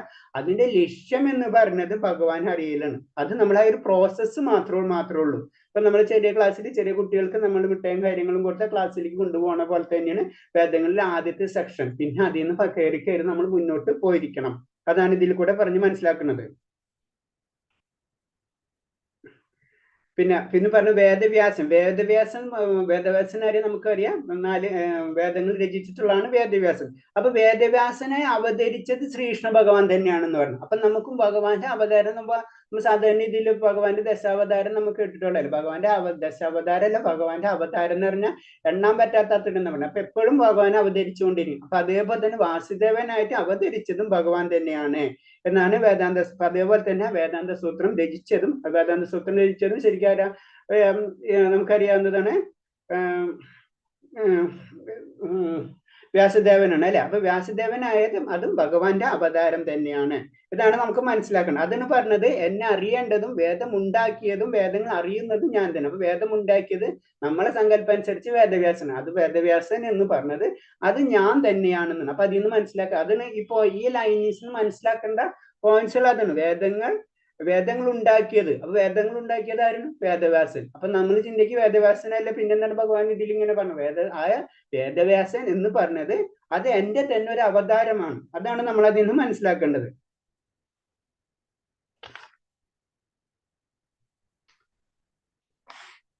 അതിന് പിന്നെ പറയുന്നത് ഹൃദയസ്ഥനായ പരമാത്മാവിന്റെ നിയോഗം അനുസരിച്ച് ഈ ലോകത്തിൽ സുഖദുഃഖങ്ങൾ അനുഭവിക്കുക മാത്രമല്ല ജീവൻ ചെയ്യുന്നത്. ഭഗവാൻ എന്നുള്ള തന്റെ വേദജ്ഞാനം നേടാനുള്ള അവസരവും അയാൾക്ക് കിട്ടുന്നുണ്ട്. അപ്പൊ നമുക്ക് ഭഗവാനിലേക്ക് നമുക്ക് ഈ ലോകത്തിൽ ജീവിക്കാനുള്ള അതുകൊണ്ട് പല സുഖദുഃഖങ്ങളും നമ്മൾ അനുഭവിക്കുന്നുണ്ട്. പക്ഷെ നമുക്കൊരു പോയിന്റ്സ് ഉള്ളതെന്ന് പറഞ്ഞു കഴിഞ്ഞാൽ ഭഗവാനിൽ നിന്ന് വേദവിജ്ഞാനം നേടാനുള്ള അവസരവും നമുക്ക് ഈ ജന്മത്തിൽ കിട്ടുന്നുണ്ട്. മറ്റുള്ള ജീവികൾക്ക് അത് കിട്ടുന്നില്ല. അവർക്ക് സുഖം ദുഃഖങ്ങളൊക്കെ അനുഭവിക്കുന്നുണ്ടെങ്കിലും അവർക്ക് ആ വേദജ്ഞാനം ലഭിക്കാനും അതിലേക്ക് ആത്മീയ ലോകത്തിലേക്ക് കടക്കാനുള്ള ഒരു അവസരം കിട്ടുന്നില്ല. പക്ഷെ ഒരു മനുഷ്യ ജന്മത്തിൽ നമുക്കത് കിട്ടുന്നുണ്ട്. അത് നമ്മൾ ഉപയോഗിക്കണം എന്നാ പറയുന്നത്. അത് ഉപയോഗിച്ചിട്ടില്ലെങ്കിൽ നമ്മൾ വീണ്ടും മനുഷ്യനല്ലെങ്കിൽ അല്ലെങ്കിൽ മൃഗരൂപത്തിൽ അല്ലെങ്കിൽ മനുഷ്യ ജന്മത്തിൽ തന്നെ ഇങ്ങനെ കറങ്ങിക്കൊണ്ടിരിക്കും. പിന്നെ വൈദ്യ സാഹിത്യം പഠിച്ച് പരംപുരുഷനുമായുള്ള ബന്ധം എന്നറിയുക. അടുത്തതായി പ്രവൃത്തി പ്രക്രിയയിലൂടെ ഭഗവാനോട് അടുക്കുക. അവസാനമായി പരംപുരുഷനാകുന്ന അത്യന്ത ലക്ഷ്യത്തെ പ്രാപിക്കുക. വേദങ്ങളുടെ ഉദ്ദേശം ശരിക്കും പറഞ്ഞത് അതാണ്. നമ്മൾ എന്താ ചെയ്യേണ്ടത്, നമ്മള് ആ വേദ സാഹിത്യം പഠിക്കണം. നമുക്ക് അറിവ് വേണം. അതിന് നമ്മൾ പറയുമ്പോൾ ഗുരു സാധു ശാസ്ത്ര പിന്നെ ഗുരു സാധു, ശാസ്ത്ര. അങ്ങനെ 3 കാര്യങ്ങൾ നമ്മൾ എപ്പോഴും പറയല്ലേ നമ്മൾ ആത്മീയ വിദ്യാഭ്യാസത്തിന് പടക്കുമ്പോൾ. അപ്പൊ ഗുരുവിൽ കൂടെ വേണം നമുക്ക്, കാരണം നമുക്ക് ടീച്ചർ വേണമല്ലോ എന്ത് കാര്യങ്ങളും പഠിപ്പിക്കും. ഗുരു എന്ന് പറയുമ്പോൾ നമ്മൾ ആ ലെവലിൽ ചിന്തിക്കേണ്ട ആവശ്യമില്ല. ഗുരു എന്ന് പറയുമ്പോൾ ശരിയാണോ, ഗുരു ഒരു പ്രതിനിധിയാണ്, പക്ഷെ ഭഗവാനല്ല ഗുരു. അപ്പൊ അത് നമ്മളെ അതിലേക്ക് കണക്ട് ചെയ്യാനാണ്. ആ ഗുരു ഇല്ലാണ്ട് നമുക്ക് കാര്യങ്ങളൊന്നും അറിയില്ല. നമുക്ക് ഭൗതിക വിദ്യാഭ്യാസത്തിൽ അതന്നല്ല, ഒരു ടീച്ചർ ഇല്ലാണ്ട് നമുക്ക് എന്തെങ്കിലും പഠിക്കാൻ പറ്റുമോ? നമ്മൾ ടീച്ചർ ഇല്ലാണ്ട് നമുക്ക് പഠിക്കാന്ന് പറഞ്ഞു കഴിഞ്ഞാൽ നമുക്ക് പ്രാക്ടിക്കൽ അല്ല. എന്ന് പറഞ്ഞ പോലെ ആ സത്യം അറിഞ്ഞ വ്യക്തിയാണ് ഗുരു എന്ന് പറഞ്ഞത്. അപ്പൊ ഗുരുവിൽ കൂടി നമ്മൾക്ക് പഠിക്കാൻ പറ്റും. ശാസ്ത്രം നമ്മൾ ഇതേപോലെ തന്നെ ആത്മീയ ഗ്രന്ഥങ്ങൾ വായിക്കുകയും പഠിക്കുകയും ചെയ്താൽ അതെന്താണ് അത് നമുക്ക് ഉണ്ടെങ്കിൽ അത് ഗുരുവിനോട് ചോദിക്കാൻ നമുക്ക് പവർ വേണമെങ്കിൽ നമുക്ക് അറിവ് വേണ്ടേ. അപ്പൊ ഗുരുവിനോട് അത് പറയുകയും ചോദിക്കുകയും ചെയ്ത് ആ സംശയങ്ങൾ മാറി നമുക്ക് മുന്നോട്ടുണ്ട്. പിന്നെ സാധു, കാരണം എന്ന് വെച്ചാൽ ഭക്തരായിട്ടുള്ള സംഘം, അതാണ് സാധു എന്ന് പറയുന്നത്. അപ്പൊ ഭക്തരായിട്ടുള്ള സംഘം വരുമ്പോൾ നമുക്കറിയാം നമ്മൾ ഏത് സംഘത്തിലാണ് പെടുന്നത് അതിനനുസരിച്ച് നമ്മൾ മാറും. നമ്മളിപ്പോ ഭൗതിക രീതിയിൽ ചിന്തിച്ചു തന്നാൽ അങ്ങനത്തെ സൊസൈറ്റി ആണെങ്കിൽ പല രീതിയിലുണ്ടല്ലോ, നമ്മളെ നാട്ടിൽ പല രീതിയിലുള്ള സൊസൈറ്റി സംഘടനകളുണ്ട്. ഏത് സംഘടനയിലാണ് നമ്മൾ പോകുന്നത് അതിനനുസരിച്ച് നമ്മൾ പല മാറ്റങ്ങളും നമുക്ക് ജീവിതത്തിൽ വന്നുകൊണ്ടിരിക്കും. അതേപോലെ തന്നെയാണ് നമ്മൾ സാധുസംഘം എന്ന് പറയുമ്പോൾ നമ്മൾ ഓട്ടോമാറ്റിക് ആയിട്ട് അത് ഭക്തസംഗമമായിരിക്കും. അപ്പൊ ഭക്തസംഗമത്തിൽ കൂടി വരുമ്പോൾ എന്താ, നമ്മൾ ഭക്തനായി മാറും. അതാണ് ഇതിൽ പറയുന്നത്. 3 കാര്യങ്ങൾ നമ്മൾ ശ്രദ്ധിക്കണം. അപ്പൊ ശരിക്കും വൈദിക ഗ്രന്ഥങ്ങളിൽ പറയുന്നത് ഇത്രേ ഉള്ളൂ. കാരണം എന്ന് വെച്ച് കഴിഞ്ഞാൽ അത് നമ്മൾ പഠിച്ച് പരംപുരുഷനുമായുള്ള ബന്ധത്തെ അറിയുക. അപ്പൊ പരംപുരുഷൻ എന്താണെന്ന് നമുക്ക് ഇങ്ങനെ വൈദിക ഗ്രന്ഥങ്ങൾ പഠിക്കുമ്പോൾ നമുക്ക് മനസ്സിലാവും. അടുത്തതായി വിവിധ പ്രക്രിയയിലൂടെ നമുക്ക് അത് പഠിച്ചാൽ മാത്രം പോരാ, നമ്മൾ അതിന് വിവിധ പ്രക്രിയ, അപ്പൊ നമ്മൾ ജപമായാലും ഭഗവാൻ പൂജിക്കേണ്ട രീതി, പഞ്ചരാത്ര വിധികളുടെ പൂജാവിധികളും അതെങ്ങനെ ചെയ്യേണ്ടത്, അതൊക്കെ നമ്മൾ അത് പ്രക്രിയയിലൂടെ ഭഗവാൻ അടുക്കണം. നമ്മൾ ആദ്യം മനസ്സിലായി, നമ്മൾ ആദ്യം പഠിച്ച് അത് കഴിഞ്ഞിട്ട് നമ്മൾ ആദ്യം ഭഗവാനായിട്ട് അടുക്കാനുള്ള ഭഗവാൻ എന്താണെന്ന് മനസ്സിലാവണ്. നമ്മൾ ബുക്ക് വായിക്കണം ആദ്യം തന്നെ. അപ്പൊ അതിൽ നിന്ന് നമുക്ക് ഭഗവാൻ എന്താണെന്ന് മനസ്സിലാവണം. പിന്നെ പല പ്രക്രിയയിലൂടെ നമ്മൾ ഭഗവാനോട് അടുക്കുകയാണ് ചെയ്യുന്നത്. അങ്ങനെയാണ് ആ പ്രേമ ബന്ധം നമ്മൾ ഭഗവാനിലേക്ക് എത്തിക്കുകയാണ് ചെയ്യുന്നത്. അവസാനമായി പരമപുരുഷൻ ആത്യന്തിക ലക്ഷ്യത്തെ നമ്മൾ പ്രാപിക്കുകയാണ് ചെയ്യുന്നത്. അങ്ങനെ നമ്മൾ ഭഗവാനിലേക്ക് നമ്മൾ ലാസ്റ്റ് കണക്ട് ആവുകയാണ് ചെയ്യുന്നത്. അതാണ് ഇതിൽ പറഞ്ഞു തരുന്നത്. അപ്പൊ നമ്മൾ അത് എല്ലാ ജീവജാലങ്ങളും ഉള്ളിൽ ഭഗവാൻ ഉള്ളത് കാരണം കൊണ്ട് നമ്മൾ ചിന്തിക്കണം, പ്രവർത്തിക്കണം. മരണശേഷവും നമ്മൾ അവബോധം ഭഗവാൻ അറിയാൻ പറ്റും. അതാണ് നമുക്ക് മനസ്സിലാക്കേണ്ടത്. അടുത്തത് തൗമിമൗ പുരുഷലോകാശരാശ്ചരാശര ഏവജാശര സർവാണി ഭൂതാനി കുടോസ്തക്ഷര ഉച്ചതേ. പുരുഷന്മാർ 2 വിധം, തെറ്റുപറ്റാത്തവരും അല്ലാത്തവരും. ഭൗതിക ലോകത്ത് ജീവാത്മാക്കൾക്കെല്ലാം തെറ്റുപറ്റുന്നവരാകുന്നു. അധ്യാത്മ ലോകത്തിലെ ജീവാത്മാക്കൾക്ക് തെറ്റ് പറ്റുകയില്ല. അപ്പൊ ഇതിലെ നമ്മൾ മനസ്സിലാക്കേണ്ടത്, നമ്മൾ തെറ്റ് പറ്റണമെന്ന് പറഞ്ഞാൽ നമുക്ക് ഞാനുണ്ടെങ്കിലല്ലേ നമുക്ക് ഒരു സ്ഥലത്ത് പോകണമെന്ന് വെക്കും. ഇപ്പൊ ഇവിടെ എറണാകുളത്തേക്ക് പോകണമെന്ന് നമ്മൾ ചിന്തിച്ചു കഴിഞ്ഞാൽ നമുക്ക് അറിയില്ലെങ്കിൽ നമ്മൾ എവിടെയെങ്കിലുമൊക്കെ പോകും. അറിവുള്ളവരുണ്ടെങ്കിൽ കറക്റ്റ് അവിടെ എത്തും, എത്ര മല്ല. അപ്പൊ അത് അറിവില്ലാത്തവർക്ക് തെറ്റ് സംഭവിക്കുന്നുള്ളതിന് ഗ്യാരണ്ടിയാണ്. അറിവുള്ളവർക്ക് തെറ്റ് സംഭവിക്കില്ല. അപ്പൊ അറിവ് എന്ന് പറഞ്ഞത് മുക്താത്മാവാണ്. അതിന് പറഞ്ഞത് അധ്യാത്മ ജീവാത്മാക്കൾക്ക് തെറ്റ് പറ്റുകയില്ല. കാരണം അവര് ആധ്യാത്മിക ജീവാത്മാക്കൾ എന്ന് പറയുമ്പോ അവർക്ക് ആ ജ്ഞാനം കിട്ടിക്കഴിഞ്ഞ്. അപ്പൊ ജ്ഞാനം കിട്ടിക്കഴിഞ്ഞാൽ അതിന് നമ്മളിപ്പോ പഠിക്കണ ജ്ഞാനയോഗനല്ല പഠിക്കണം. അപ്പൊ ജ്ഞാനം കിട്ടിക്കഴിഞ്ഞാൽ അവർ പരമപുരുഷനിലെത്തും. ജ്ഞാനം കിട്ടാത്തവർക്ക് എന്താ, അവർ തെറ്റുകൾ ചെയ്തുകൊണ്ടിരിക്കും. അവര് ഭൗതിക ലോകത്തിൽ പല രീതിയിലുള്ള കർമ്മങ്ങൾ അനുസരിച്ച് ഒരു കർമ്മമല്ല പല കർമ്മങ്ങളിലേക്ക് നമ്മൾ കറങ്ങിക്കൊണ്ടിരിക്കും. നമ്മൾ കർമ്മം എന്ന് പറയുമ്പോൾ നമ്മൾ ചിന്തിക്കണം, ഇപ്പൊ എന്തെങ്കിലും ഒരു കാര്യം അങ്ങനെ മാത്രമല്ല. ഇപ്പൊ ഈ ബുക്ക് നമ്മളിപ്പോ വായിക്കുന്നുണ്ട്. ഈ ബുക്കിന്റെ ഒരു പേപ്പറിന്റെ ബാക്കിൽ, ഒരു പേപ്പറിന്റെ പീസിൽ എന്തെല്ലാം കാര്യങ്ങൾ നമ്മൾ ഇതിന്റെ ബാക്കിലുണ്ടാവും. എത്ര മരങ്ങൾ, എത്ര ജീവജാലങ്ങൾ, ഇതൊക്കെ കണക്റ്റാണ്. ഇതൊക്കെയാണ് കർമ്മബലങ്ങളായിട്ട് വരുന്നത്. അതാണ് നമ്മൾ സന്യാസിമാര് ഏറ്റവും ലളിതമായിട്ട് അവർ ജീവിക്കാൻ ശ്രമിക്കണം. നമുക്കറിയാലോ, അതിന് അത്രയും കർമ്മബലങ്ങൾ അവർ കുറയ്ക്കുകയാണ്. പക്ഷെ നമ്മൾ ഈ ഭൗതിക ലോകത്തിൽ കർമ്മബലങ്ങൾ കൂട്ടാണ്, അല്ലെ? നമുക്ക് ശ്രദ്ധിച്ചല്ലേ എത്ര കർമ്മബലങ്ങളെ നമ്മൾ കൂട്ടിക്കൊണ്ട്, ബാക്കി നമ്മൾ ചെയ്യണം ചെയ്യാതിരിക്കുക അടുത്തത്. പക്ഷെ നമ്മൾ അത്രയും, അതാണ് നമ്മളെ പണ്ടേ തൊട്ട് ആ ഒരു കൾച്ചറായി ഡെവലപ്പ് ചെയ്തുകൊണ്ടിരിക്കുന്നത്, വളരെ ലളിതമായിട്ട് ജീവിക്കാനുള്ള രീതിയിലേക്ക് കൊണ്ടുവരുന്നത്. അത് പ്രബോധ സ്വാമി തന്നെ പറഞ്ഞു, നമുക്ക് ജീവിക്കാൻ എന്താ വേണ്ടത്, അത് വളരെ സിമ്പിൾ ആയിട്ടുള്ള കാര്യങ്ങൾ മതി, ബാക്കി എല്ലാതും. ഇപ്പൊ അതിനൊരു ഉദാഹരണം പറഞ്ഞിട്ടുണ്ട്. അത് ആദ്യം അമേരിക്കൻ ഐക്യനാടുകളിൽ ചെല്ലുമ്പോ ഞങ്ങൾക്ക് അറിയിപ്പോണം, നിങ്ങൾ ഇതിലല്ലോ എന്താ പറയാ കളവണ്ടിയിലല്ലേ പോണ, അത് കളവണ്ടിയിൽ 2 ചക്രം വെച്ചെന്ന് മാത്രമേ ഉള്ളൂ. ബേസിക് ആയിട്ട് നമ്മൾ ആത്മീയമായിട്ട് ചിന്തിച്ചു കഴിഞ്ഞാൽ അതിനൊന്നും യാതൊരു വ്യത്യാസവും ഇല്ല. പക്ഷെ അതിനുവേണ്ടി എന്തെല്ലാം കാര്യങ്ങളെയും ഭൗതികയിൽ നമ്മൾ ചെയ്തു കൂട്ടുന്നു. അതൊക്കെ കർമ്മബലങ്ങളായിട്ട് നമുക്ക് വരും. അപ്പൊ അതാണ് ഇതിൽ കൂടെ നമുക്ക് മനസ്സിലാക്കേണ്ടത്. അപ്പൊ എന്ത് തന്നെ ആയാലും അത് നമുക്ക് തെറ്റ് പറ്റുന്ന പറയുന്നത്, ആ തെറ്റുകൾ നമുക്ക് സംഭവിക്കുന്ന വെച്ചാൽ നമുക്ക് ആ ജ്ഞാനം ഇല്ലാത്തത് കൊണ്ടാണ്, ആത്മീയ ജ്ഞാനം ഇല്ലാത്തത് കാരണം കൊണ്ടാണ് നമുക്ക് ഈ തെറ്റുകളൊക്കെ പറ്റുന്നത്. പക്ഷെ മുക്താക്കന്മാർക്ക്, ഇത് മുക്തമായിട്ടുള്ള ആത്മാക്കൾ അല്ലെ ആധ്യാത്മിക ലോകത്തിലുള്ള ജീവാത്മാക്കൾക്ക് അറിയാം ഇതുകൊണ്ട് ഒരു കാര്യമില്ല. അതുകൊണ്ട് നമ്മളിപ്പോൾ ആചാര്യന്മാര് വലിയ വലിയ സന്യാസിമാരെയൊക്കെ നമ്മൾ 5 കിലോ സ്വർണം കൊണ്ടു കൊടുത്താലും 5 കിലോ കല്ല് കൊണ്ടു കൊടുത്താലും അവർ നമ്മൾ കഴിഞ്ഞ ശ്ലോകത്തിൽ പഠിച്ച് അല്ലെ, ശരിക്കും ജ്ഞാനം കിട്ടിയവർക്ക് ഇത് രണ്ടും ഒരേപോലെ തോന്നുള്ളൂ. അതാണ് ഇതിന്റെ പ്രത്യേകത. അപ്പൊ ഇത് പറഞ്ഞത് ഇത്രയുള്ള, അവർക്ക് തെറ്റ് പറ്റും, മറ്റവർക്ക് തെറ്റ് പറ്റില്ല, അവർ അജ്ഞതയിലാണ്. അതാണ് സുഖം എന്ന് വിചാരിച്ച് അവര് ജീവിതം മുന്നോട്ട് പോയിക്കൊണ്ടിരിക്കുന്നതാണ്. പൈലക്ഷര സർവാണി ഭൂതാനി എന്നതുകൊണ്ട് അവർക്ക് വീഴ്ച പറ്റാമെന്നർത്ഥം. ഭഗവാനോട് ഏകീഭവിച്ചിട്ടുള്ളവർക്ക് വീഴ്ച പറ്റില്ല. അപ്പൊ ഭഗവാൻ എന്താണെന്ന് മനസ്സിലാക്കി കഴിഞ്ഞാൽ, ജ്ഞാനം കിട്ടിക്കഴിഞ്ഞാൽ അവർക്ക് വീഴ്ച പറ്റില്ല. പിന്നെ സർവാണി ഭൂതാനി, ആദിമ സൃഷ്ടിയായ ബ്രഹ്മ മുതൽ ഒരു ചെറിയ ഉറുമ്പ് വരെയുള്ള ജീവജാലങ്ങൾ ശാരീരികമായ മാറ്റങ്ങൾ സംഭവിച്ചുകൊണ്ടേയിരിക്കുന്നു. ഭൗതിക സത്തയുടെ സമ്പർക്കമാണ് അതിന് കാരണം. ക്ഷരങ്ങളാണ് അവ. അധ്യാത്മലോകത്തിലാവട്ടെ ജീവാത്മാക്കൾ എന്നും മുക്തരായ ഏകീഭൂതരുമാണ്.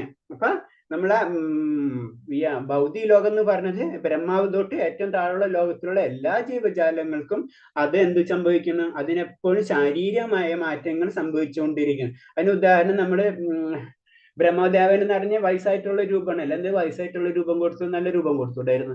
അപ്പൊ അതിൽ നിന്ന് തന്നെ നമുക്ക് മനസ്സിലാക്കാം അത് ഏജ് ഫാക്ടർ അവിടെ ഉണ്ട്. അപ്പൊ അതാണ് അതിന്റെ കാര്യം. അല്ലെങ്കിൽ പല കാര്യങ്ങളും ചെയ്തൂടെ. അപ്പൊ ആയ ഒരേ പോയിന്റ്സ് ചെയ്തിട്ടുള്ളതും അതൊക്കെ നമുക്ക് മനസ്സിലാവാത്ത കാര്യങ്ങളാണ് അതൊക്കെ. അപ്പൊ അതാണ് പറഞ്ഞത്, അതിനൊക്കെ എല്ലാത്തിനും മാറ്റങ്ങൾ വന്നുകൊണ്ടിരിക്കുന്നു.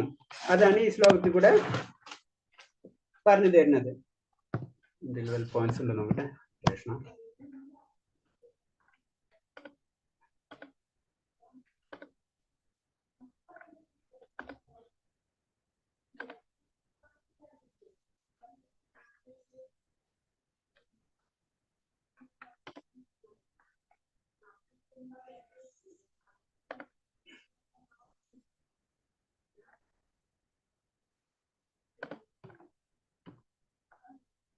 ഞാൻ പറയുന്നത് സ്പീഡ് കൂടുന്നുണ്ടായിരുന്നു, മനസ്സിലാവാത്തുണ്ടെങ്കിൽ പറയണം കേട്ടോ ഹരേഷ്ണ.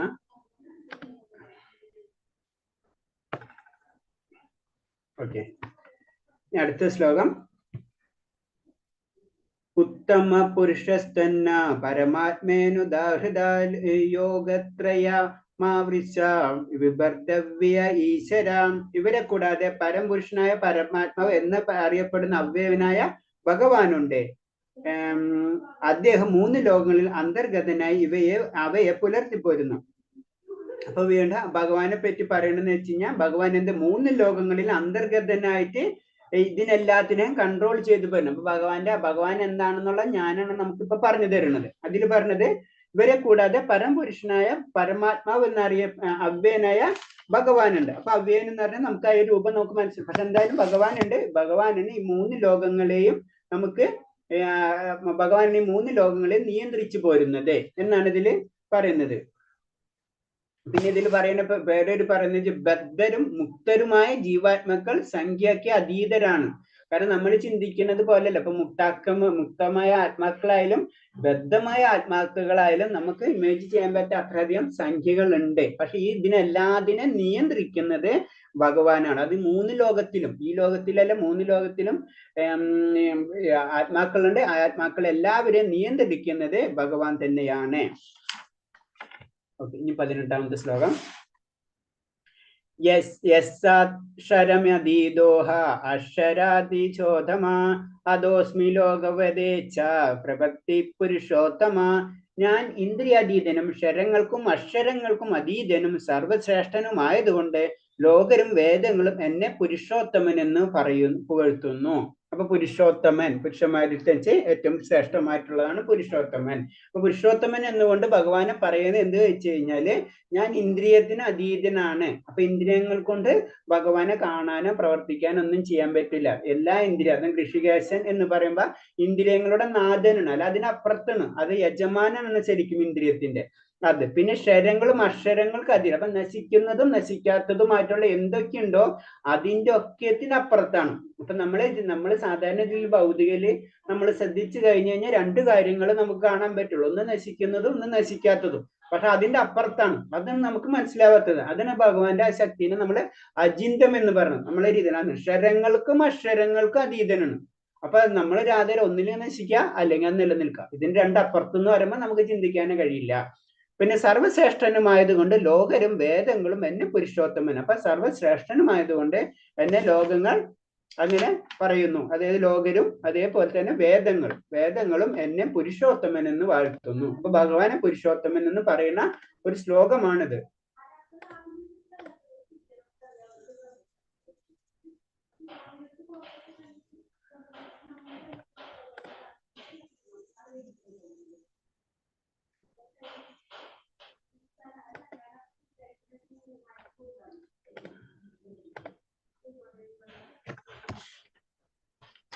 അടുത്ത ശ്ലോകം.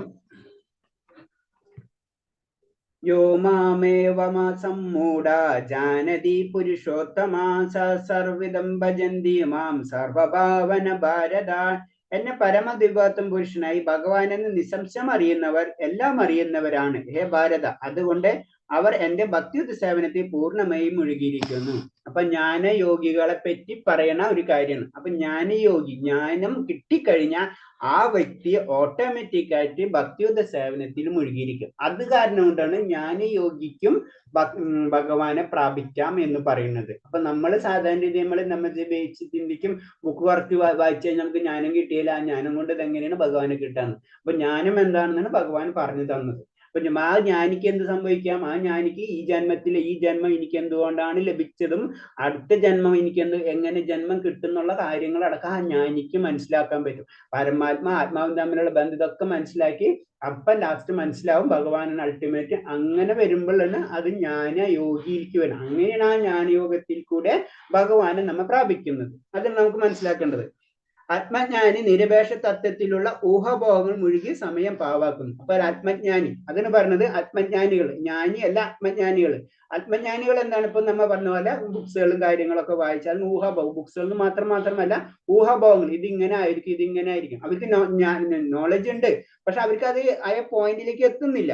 അവരപ്പൊ എന്റെ സമയം പാഴാക്കിക്കൊണ്ടിരിക്കണം. അവർക്ക് അത് എത്താണ്ടാവുമ്പോൾ ഇപ്പൊ നമുക്കറിയാം, ഇപ്പൊ സയൻസിന്റെ ലെവലിൽ അവരോട് പറയുമ്പോൾ ഒരു സോഫ്റ്റ്വെയർ ഡെവലപ്പ് ചെയ്യുമ്പോൾ പറയും സോഫ്റ്റ്വെയർ ഡെവലപ്പ് ചെയ്യാണെന്ന് പറയും. അപ്പൊ ഒരു സോഫ്റ്റ്വെയർ ഡെവലപ്പ് അവർക്ക് കൊടുത്തു കഴിഞ്ഞാൽ അവരിങ്ങനെ ചിന്തിച്ചുകൊണ്ടിരുന്ന സോഫ്റ്റ്വെയർ ഡെവലപ്പ് ചെയ്തിട്ട് കാര്യമില്ലല്ലോ, ആ കമ്പനി പൊളിഞ്ഞു പോവില്ലേ എന്ന് പറഞ്ഞ പോലെ തന്നെ അതാണ് ആത്മജ്ഞാനികൾ. അവരിങ്ങനെ ചിന്തിച്ചുകൊണ്ടിരിക്കുക. അപ്പൊ അവരെന്തൊരു സമയം പാടാം. ഒരു പർട്ടിക്കുലർ ടൈമിനുള്ളിൽ ആ പ്രൊഡക്റ്റ് നമുക്ക് കൊടുക്കണം. ഒരു സോഫ്റ്റ്വെയർ കമ്പനി ആണെങ്കിൽ ചിലപ്പോൾ ഒരു 2 മാസം 5 മാസത്തിനുള്ളിൽ ആ സോഫ്റ്റ്വെയർ ഡെവലപ്പ് ചെയ്ത് കൊടുക്കണം, എന്നാലേ ആ കമ്പനി നിലനിൽക്കുള്ളൂ. ഇതിൽ കൊടുക്കുന്ന സോഫ്റ്റ്വെയർസ് എഞ്ചിനീയേഴ്സിൽ അവർ അത് ഇതൊക്കെ നോക്കി ഇങ്ങനെ സംസാരിച്ചു കൊണ്ടിരുന്ന് അതിന്റെ കുറെ ഊഹാഭാവങ്ങൾ നടത്തി കഴിഞ്ഞാൽ ഔട്ട്പുട്ട് ഇല്ലെങ്കിൽ കാര്യമില്ല. അപ്പൊ അവരുടെ സമയം പോയി, കമ്പനിയുടെ സമയം പോയി, ലാസ്റ്റ് കമ്പനി ആ മാർക്കറ്റിൽ നിന്ന് തന്നെ ഔട്ടായി പോകും. അത് തന്നെയാണ് ആത്മജ്ഞാനികളെ പ്രശ്നം. ഇവരിങ്ങനെ കറങ്ങിക്കൊണ്ടിരിക്കുന്നല്ലാണ്ട് അതൊന്നും കാര്യമില്ല. പിന്നെ വേദജ്ഞാനത്തെ ശ്രുതി അഥവാ കേട്ടറിവ് എന്ന് പറയുന്നു. അപ്പൊ നമ്മൾ വേദജ്ഞാനം എന്ന് പറയുമ്പോൾ അത് ശ്രുതിയാണ്. അതിന് ആ ശ്രുതിയിൽ നമ്മൾ വിശ്വസിക്കുക എന്ന് പറയുന്നത് എപ്പോഴും ഭഗവാൻ പറഞ്ഞ കാര്യങ്ങൾ നമുക്കറിയാം. ചില കാര്യങ്ങൾ നമ്മൾ മോളിൽ നിന്ന്, കാരണം അതിന്റെ ആധികാരിത്വം നമ്മൾ അവിടെ തന്നെ മനസ്സിലാക്കണം. അതിനപ്പുറത്തേക്ക് ഇപ്പൊ ചില കാര്യങ്ങൾ പറഞ്ഞ് ഇത് എന്തുകൊണ്ട് ഇങ്ങനെ സംഭവിക്കും നമുക്കത് അറിയില്ല. അപ്പൊ അതിൽ നമ്മൾ വിശ്വസിക്കണം. അതിന് ചെറിയ എക്സാമ്പിൾ പറയണമെന്ന് വെച്ച് കഴിഞ്ഞാൽ, നമ്മൾ ഭൗതികതയിലായാലും ആത്മീയതയിലും നമുക്കറിയാം. ഭൗതികതയിൽ പറയുന്ന അവര് നമ്മൾ ചോദിക്കുന്നത് ശരി, പ്രപഞ്ചത്തിന് നമ്മുടെ ശരീരം ഉണ്ടായത് തന്നെ ഇവിടെയുള്ള കുറെ കെമിക്കൽസും കുറെ മെറ്റീരിയൽസും ഒക്കെ കൂടി ചേർന്നിട്ടാണ് നമ്മുടെ ശരീരം ഉണ്ടായത്. അപ്പൊ ശരി, അപ്പൊ ഞാൻ ഉണ്ടായി, അപ്പൊ എന്റെ വേറെ എവിടെ നിന്ന്, അപ്പൊ ഭൂമി ഉണ്ടായി, ഓക്കെ ഭൂമി ഉണ്ടായി, ശരി. പിന്നെ അതിന്റെ അപ്പുറത്ത് സൗരോദം ഉണ്ടായി, ഓക്കെ ശരി. അവിടുത്തെ പ്രപഞ്ചം ഉണ്ടായി, പ്രപഞ്ചം അവിടെ നിന്ന് അതൊരു പൊട്ടിത്തെറിയിലൂടെയാണ് വന്നു. അപ്പൊ പൊട്ടിത്തെറി അത് അവിടെ നിന്ന് അവർക്ക് അറിയില്ല, അവിടെ ഒരു സ്റ്റോപ്പായി. മനസ്സിലായി? അപ്പൊ അത് ശാസ്ത്രത്തിൽ പറയുന്ന ശാസ്ത്രജ്ഞന്മാർക്ക് തന്നെ അവിടെ സ്റ്റോപ്പ് ആവണം. അതിനപ്പുറത്തേക്ക് അവർ അറിയില്ല. മനസ്സിലായി? അപ്പൊ പൊട്ടിത്തെറി അങ്ങനെ തന്നെ പൊട്ടിത്തെറിക്കുമെന്ന് ചോദിച്ചു കഴിഞ്ഞാൽ അവിടെ സ്റ്റോപ്പായി. മനസ്സിലായി? അപ്പൊ അതേപോലെ തന്നെ വൈദിക രീതിയിൽ അല്ലെങ്കിൽ നമ്മള് ആത്മീയതയിലും ഭഗവാനിൽ നിന്നാണ് എല്ലാം സൃഷ്ടിക്കപ്പെട്ടെന്ന് പറയുമ്പോൾ അതും അവിടെ നിന്ന് ക്ലിയർ. അപ്പൊ എവിടെ വെച്ചാലും നമ്മളപ്പോ അതിന് നമ്മൾ വിശ്വസിക്കണം. ഏതിലൊന്നിലെങ്കിലും നമ്മൾ വിശ്വസിക്കണം. നമ്മള് ആത്മീയതയിൽ വിശ്വസിക്കുമ്പോ അത് നമ്മളെ വൈദിക ജ്ഞാനത്തിൽ പറഞ്ഞിട്ടുള്ള കാര്യങ്ങൾ നമ്മൾ വിശ്വസിക്കണം. അതാണ് വേദജ്ഞാനത്തെ ശ്രുതി അഥവാ കേട്ടറിവ് എന്ന് പറഞ്ഞാൽ. അത് നമ്മുടെ അറിവുകൾ ഇങ്ങനെ ട്രാൻസ്ലേറ്റ് ആയിട്ട് വന്നിട്ടുള്ളതാണ്. അത് നമ്മൾ വിശ്വസിക്കുകയാണ് ചെയ്യണത്. കാരണം നമുക്കത് എക്സ്പെരിമെന്റ് ചെയ്താൽ മനസ്സിലാക്കാൻ നമുക്ക് കഴിയില്ല. നമുക്ക് ഒരാളോടുള്ള സ്നേഹം അത് തൊട്ട് കാണിക്കാൻ പറഞ്ഞ പറ്റുമോ? ഇല്ല. അപ്പൊ അത് നമ്മളത് വിശ്വസിക്കണം. ഇപ്പൊ ഇവിടെ വായു, നമ്മുടെ ചുറ്റും വായു ഉണ്ടെന്ന് പറഞ്ഞു കഴിഞ്ഞാൽ നമ്മളത് വിശ്വസിക്കണം. അത് ശാസ്ത്രജ്ഞന്മാർ പറഞ്ഞു, അപ്പൊ നമ്മൾ ശരിയാണ്. പിന്നെ അതിലേക്ക് അപ്പുറത്ത് നമുക്ക് കടക്കണില്ല എന്ന് പറഞ്ഞ പോലെ തന്നെ. അപ്പൊ ഞാൻ അതിന്റെ വേറെ ടെക്നിക്കൽ അല്ലെങ്കിൽ സയന്റിഫിക് അല്ല പറയണത്, ഒരു ജനറൽ ആയിട്ടുള്ള ഒരു കാര്യം പറഞ്ഞെന്ന് മാത്രമേ ഉള്ളൂ. 100,000 ജന്മങ്ങൾ തത്വാന്വേഷണങ്ങൾ ചെലവാക്കിയിട്ടും കൃഷ്ണനെ തന്നെ പരമപുരുഷനെന്നും അദ്ദേഹത്തിന് സ്വയം സമർപ്പിക്കാനുള്ള നിലപാടില്ലാത്തവർക്കാവട്ടെ അത്രയും ജന്മങ്ങൾ തത്വാന്വേഷണവും അഥവാ ചെലവാക്കിയ സമയം പാഴായിപ്പോയത് തന്നെ. അപ്പൊ അവർക്ക് ഭഗവാനെ വിശ്വസിക്കാണ്ട് വെറുതെ കുറെ ഊഹാഭാഗങ്ങൾ നടത്തിക്കൊണ്ടിരുന്നു കഴിഞ്ഞാൽ അവർ ഈ ഒരു ജന്മമല്ല എന്ന് പറഞ്ഞത്, ജന്മങ്ങൾ 100,000 ജന്മങ്ങൾ തത്വാന്വേഷണം. അപ്പൊ ഇങ്ങനത്തെ വേറൊരു കാര്യം എന്ന് പറയുന്നത് ഇങ്ങനത്തെ ജിജ്ഞാസുകള് അവർ അടുത്ത ജന്മം ഇങ്ങനത്തെ ജന്മങ്ങൾ അവർക്ക് ലഭിച്ചുകൊണ്ടിരിക്കും. അപ്പൊ അവര് അതിലായിരിക്കും അവർക്ക് മുൻകൂട്ടി അവരിങ്ങനെ ചെയ്തുകൊണ്ടിരിക്കും. പക്ഷെ ഇങ്ങനെ ചില ജന്മങ്ങൾ തന്നെ അവരെ വേസ്റ്റ് ആയിക്കൊണ്ട് അങ്ങനെ ശരിക്കും അതിന് ആയ ജന്മങ്ങളില് വളരെ ദുർലഭമാണ് ഭഗവാൻ അറിയാവുന്നത്. അപ്പൊ അങ്ങനെ ജന്മങ്ങൾ കിട്ടി പല ജന്മങ്ങൾ കഴിഞ്ഞ് ജ്ഞാനം കിട്ടിക്കഴിഞ്ഞാൽ അവർ പോകും, അല്ലെങ്കിൽ അവരിങ്ങനെ കറങ്ങിക്കൊണ്ടിരിക്കും. അത്രയാണ് അധികം നമുക്ക് മനസ്സിലാക്കേണ്ടത്. അടുത്ത ശ്ലോകം. ഇതി ഗുഹ്യതം ശാസ്ത്രമിദമുക്തം മയാനഘ ഏതത് ബുദ്ധോ ബുദ്ധിമാൻ സ്വാത് കൃതകൃതശ്ച ഭാരത. ഹേ പാപരഹിത, ഞാൻ എപ്പോഴും ഉപദേശിച്ച ഈ ജ്ഞാനം വേദഗ്രന്ഥങ്ങളിലെ അതിരഹസ്യമായ ഭാഗമാണ്. ഇതറിയുന്നവർ ബുദ്ധിശാലികളും അവരുടെ പ്രയത്നങ്ങൾ പൂർണ്ണത കൈവരും. അപ്പൊ അത് ഭഗവാൻ പറയുന്നതെന്ന് ഞാനിത് വേദഗ്രന്ഥങ്ങളിലെ ഏറ്റവും അധികമായിട്ടുള്ള രഹസ്യങ്ങളാണ് ഞാൻ ഇതിൽ കൂടെ ഉപദേശിച്ചത്. ഇത് മനസ്സിലാക്കി അവരുടെ പ്രയത്നങ്ങൾ പൂർണ്ണത കൈവരും. അത് മനസ്സിലാക്കി പ്രവർത്തിച്ചു കഴിഞ്ഞാൽ അവർക്കത് പൂർണ്ണത കൈവരും. അപ്പൊ ഇതിൽ പറഞ്ഞ ഭഗവത് സേവനവും ഭഗവാനും ആധ്യാത്മികമായതുകൊണ്ട് ഒന്ന് തന്നെ. അപ്പൊ നമുക്കത് മനസ്സിലായി. ഭഗവാൻ വേറെ, ഭഗവത് സേവനം വേറെ. നമ്മൾ പൂജ ചെയ്യുന്നത് ഭഗവാന് വേണ്ടിയാണ്, അല്ലെ? നമ്മൾ അങ്ങനെ ചിന്തിക്കാം, ഭഗവാൻ വേറെ. പക്ഷെ ഇത് പറയുന്നത് ഭഗവത് സേവനവും ഭഗവാനവും ആധ്യാത്മികമായതുകൊണ്ട് ഒന്നും തന്നെ. അതാണ് നമുക്കത് മനസ്സിലാകാത്ത ഒരു കൺസെപ്റ്റ്. നമ്മൾ ഭഗവാന് പൂജ കാര്യങ്ങൾ നമ്മൾ ചെയ്യുമ്പോൾ അതും ഭഗവാൻ തന്നെയാണെന്ന് നമുക്ക് ആ ലെവലിലേക്കായിരിക്കണം നമ്മളെ ഭക്തിയുദ്ധ സേവനങ്ങൾ ചെയ്യണം. അതാണ് ഭക്തി എന്ന് പറയുന്നത്. നമ്മൾ അറിയാണ്ട് തന്നെ ഭഗവാനെ പൂജിക്കുന്ന ആ ഉപകരണങ്ങളെല്ലാം അതും. അതാണ് നമ്മൾ ഭഗവാന്റെ ഒരു പൂവ് എടുത്താലും 10 പ്രാവശ്യം നോക്കിയിട്ടാണ് അത് തെറ്റുണ്ട് ശരിയുണ്ടെന്ന് നമ്മൾ നോക്കണം. അത് നമ്മൾ അതില് ആ പൂവിൽ നമ്മൾ ആ ഭഗവാനെ കാണുന്ന കാര്യം കൊണ്ടാണ്. അതാണ് ഇത് പറഞ്ഞത്. അത് ആത്മീയതയാണ് നമ്മൾ അതിൽ കാണുന്നത്. നമ്മൾ പൂവ് എടുത്തു കഴിഞ്ഞാൽ വെറുതെ അതിന് പൂവ് എടുത്തിട്ട് നമ്മൾ ഭഗവാൻ കൊടുക്കും, ഇല്ല. അത് 10 പ്രാവശ്യം നോക്കി അത് ശുദ്ധീകരിച്ച് അത് ശരിയാണ് തെറ്റാണ് നമ്മൾ എന്തുകൊണ്ട് നമ്മൾ ആ പൂവിൽ ഭഗവാനെ കാണുന്ന കാരണം കൊണ്ടാണ്, അല്ലെ? അതാണ് പറഞ്ഞത് ആ ഭഗവത് സേവനവും ഭഗവാനും ആധ്യാത്മികമായതുകൊണ്ട് ഒന്ന് തന്നെ. അപ്പൊ രണ്ടും ഒന്ന് തന്നെയാണ്. പിന്നെ ഇവിടെ ഒരിക്കൽ ഭഗവത് സേവനത്തിൽ ഏർപ്പെട്ട മനുഷ്യൻ സ്വാഭാവികമായും പാപരഹിതത്തിന്റെ നിലയിൽ എത്തിച്ചേരും. അത്രമേർ വിശുദ്ധവും വൈഭവം മാറുന്നതും എത്ര ഭക്തിയുദ്ധ സേവനം. അപ്പൊ നമ്മളത് ഇനീഷ്യൽ ഒരു സ്റ്റാർട്ടിങ് ചെയ്ത് കഴിഞ്ഞു കഴിഞ്ഞാൽ നമ്മളത് സ്റ്റാർട്ടിങ് ചെയ്യണം. കാരണം നമ്മുടെ ഉള്ളിൽ എപ്പോഴും ആ ഭക്തി ഉണ്ട്. നമ്മൾ പരമാത്മാ രൂപേണ ഭഗവാൻ ഇരിക്കുന്നത് കാരണം കൊണ്ട് നമ്മുടെ ഉള്ളിൽ ആ ഭക്തി നമ്മുടെ ഉള്ളിൽ നിന്ന് പോയിട്ടില്ല. അത് പലർക്കും പല ലെവലിലാണ് പറഞ്ഞിട്ടുണ്ട്. കാരണം എന്ന് വെച്ചാൽ ചിലവർക്ക് അത് പൊടി, അതായത് തീ, പുക, ചിലവർക്ക് എന്ന് പറഞ്ഞു കഴിഞ്ഞാൽ അത് ഭ്രൂണ അവസ്ഥയിലായിരിക്കും. പിന്നെ ചിലവർക്കുണ്ടെങ്കിൽ കണ്ണാടിയിൽ പൊടി പിടിച്ചിരിക്കുന്ന പോലെ. അപ്പൊ പലരും അവബോധം പല രീതിയിലായിരിക്കും. അതാണ് ചിലവർക്ക് വളരെ പെട്ടെന്നായിരിക്കും ഈ ആത്മീയ കാര്യങ്ങളിലേക്ക് ഒരു പറയില്ല സ്പാർക്ക് കിട്ടിയാൽ മതിയായിരിക്കും. അവർ പെട്ടെന്ന് പിന്നെ അത് അവർ വിടില്ല. അത് മുൻകൂട്ടിയൊന്നും. ഇപ്പൊ നമ്മൾ തന്നെ ശ്രദ്ധിച്ചാൽ നമ്മുടെ ക്ലാസ്സിൽ ഇനീഷ്യൽ സ്റ്റേജിൽ 50-60 പേരൊക്കെ ഉണ്ടാവാം. പിന്നെ ലാസ്റ്റ് ക്ലാസ് വരുമ്പോ 20, 25 അല്ലെങ്കിൽ 10, 15 ആ ലെവലിലേക്ക് താന്നു. എന്തുകൊണ്ട്? ആ സ്പാർക്ക് കിട്ടിക്കഴിഞ്ഞാൽ, ടേസ്റ്റ് കിട്ടിക്കഴിഞ്ഞാൽ അവരത് വിടില്ല. ചിലർക്ക് അതിന് പറഞ്ഞാൽ അത് ഫസ്റ്റ് ലെയറാണ്. ആ ഫസ്റ്റ് ലെയർ എന്ന് പറഞ്ഞതാണ് നമ്മളെ അവബോധം കുറച്ചും കൂടി പ്യൂരിഫൈ ആയിട്ടുണ്ടാവും. ആ പ്യൂരിഫിക്കേഷൻ പറഞ്ഞതിന് ഉദാഹരണം പറഞ്ഞ് തീയും പുകയെന്ന് പറഞ്ഞത്. തീയും പുകയെന്ന് പറഞ്ഞ് തീ കൊണ്ടടിച്ച് പോകാന്ന് പറയില്ല നമ്മള്. അപ്പൊ അത് ചെറിയ വേരിയേഷൻ. ഭഗവാനോട് കണക്ട് ആവാനുള്ള ആ ചാൻസ് നമുക്ക് കൂടുതലായിരിക്കും. പിന്നെ അടുത്ത ഗ്രൂപ്പ് എന്ന് പറയുമ്പോൾ അവർക്ക് ഇതേപോലെ തന്നെ കണ്ണാടി നമ്മൾ തുടയ്ക്കണം, അല്ല പൊടി കളയണമെങ്കിൽ അത് കുറച്ചും കൂടെ കൂടുതലാണ്. ഭ്രൂണം അവസ്ഥ എന്ന് പറഞ്ഞാൽ ഭയങ്കര കട്ടിയാണ്. അവരെന്ന് പറയുമ്പോൾ അവര് പെട്ടെന്ന് ഭഗവാനിലേക്ക് കണക്ട് ആവില്ല. അവര് അത്തരം മാലിന്യങ്ങൾ അവർക്ക് ഈ ജന്മമല്ല പല ജന്മങ്ങളും ചെയ്താൽ മാത്രമേ ആ ലെവലിലേക്ക് എത്തുള്ളൂ. അത് തന്നെയാണ് നമ്മൾ ഇൻഡയറക്റ്റ് ആയിട്ട് പറയുമ്പോൾ നമ്മള് ഈ മനുഷ്യജന്മം എന്ന് പറയുമ്പോൾ ഇത് ഇപ്പൊ ഒരു മനുഷ്യന്റെ ഒരു വ്യക്തിയുടെ കാര്യം എടുക്കണം. അതേപോലെ തന്നെ വേറെ രീതിയിൽ ചിന്തിക്കുകയാണെങ്കിൽ നമ്മള് ഫസ്റ്റ് പറഞ്ഞ തീയും പുക എന്ന് പറഞ്ഞ മനുഷ്യജന്മം എന്നാണ് പറഞ്ഞത്. കാരണം മനുഷ്യജന്മത്തില് നമ്മളെ ആത്മീയത കാണിക്കാൻ വേണ്ടിയുള്ള ചാൻസ് കൂടുതലാണ്. പക്ഷെ പക്ഷിമൃഗാദികൾ എന്ന് പറഞ്ഞാൽ പൊടി പോലെയാണ്, അത് കുറച്ചും കൂടെ കുറവാണ്. പക്ഷെ മരങ്ങൾ അങ്ങനത്തെ അതൊക്കെ പറഞ്ഞാൽ ഭ്രൂണാണ്. അവർക്ക് ആ ബോധം തന്നെ ഇല്ല. അവര് ജീവിയാണെന്ന് തന്നെയുള്ള ആ ഒരു ലെവൽ, ഏറ്റവും താഴ്ന്ന ലെവലാണ് അവരാണ്. അതാണ് നമ്മളെ ഇതില് കാർത്തിക മാസത്തിൽ നമ്മൾ ആ പൂജ ചെയ്യുന്ന സമയത്ത് ആ 2 വൃക്ഷങ്ങളായിട്ടാണ് ഹണി വരാൻ വിട്ട് അപ്പൊ അവരെ ശപിക്കണതുണ്ട്. അപ്പൊ ശപിക്കുന്ന സമയത്ത് അവർക്ക് മരമായി പോകട്ടെ എന്നാണ് പറഞ്ഞത്. അവരെ അവബോധം അത്രയും താഴെയാണ്. അങ്ങനെ വരുമ്പോഴാണ് ആ അവബോധത്തിൽ ഏറ്റവും താഴെയുള്ള അവസ്ഥയിൽ ആവട്ടെ, അല്ലെങ്കിൽ ആ അവസ്ഥയാണ് അവരെ അങ്ങനെ ആകും. അപ്പൊ എന്ത് പറഞ്ഞ ഇത്രേ ഉള്ളൂ. കാരണം എന്ന് വെച്ചാൽ നമ്മളെ അവബോധം പല ലെവലും ആയിരിക്കും. നമ്മളെ ഏറ്റവും നമുക്ക് സ്പാർക്ക് കിട്ടിക്കഴിഞ്ഞാൽ നമ്മൾ അത് വിടരുത്. അല്ലെങ്കിൽ അത് ഒരിക്കൽ ഭഗവത് സേവനത്തിൽ ഏർപ്പെട്ടാൽ മനുഷ്യൻ സ്വാഭാവികമായും പാപരഹിതത്തിന്റെ നിലയിൽ എത്തിച്ചേരും. നമ്മൾ ആ ലെവലിലേക്ക് എത്തിക്കഴിഞ്ഞാൽ നമ്മൾ അറിയാണ്ട് തന്നെ നമ്മൾ പാപരഹിത നിലയിൽ എത്തിച്ചേരും. അത്രമേൽ വിശുദ്ധവും വൈഭവവും മാറുന്നത് അത്ര ഭക്തിയുദ്ധ സേവനം. അപ്പൊ ഭക്തിയുദ്ധ സേവനം നമ്മുടെ ലക്ഷ്യമായിട്ട് തന്നെ എടുക്കണം. കാരണം നമുക്കത് ചാൻസ് വളരെ കാരണം നമ്മൾ അത്രയും ജന്മങ്ങൾക്ക് ശേഷമായിരിക്കും നമുക്ക് ഇങ്ങനത്തെ ഒരു സൗഭാഗ്യം കിട്ടുന്നത്. അപ്പൊ നമ്മൾ ഒരിക്കലും അത് കളയരുത്. കാരണം നമ്മൾ കുറെ കാലം ചെയ്തിട്ട് ഇനി വിട്ടുകളെ അങ്ങനെ ചെയ്യാൻ പാടില്ല. എന്ത് തന്നെയായാലും നമ്മളാര് പിടിച്ചിട്ടുണ്ട്, ഭഗവാൻ നമ്മളെ പിടിച്ചിട്ടുണ്ട്, നമ്മളെ കൈവ് കുതിരി മാറ്റരുതെന്ന് മാത്രം. അതാണ് ഇതില് പറഞ്ഞു തരുന്നത്. ഇവയിൽ സുപ്രധാനമായത് ഹൃദയ ദൗർലഭ്യമാണ്.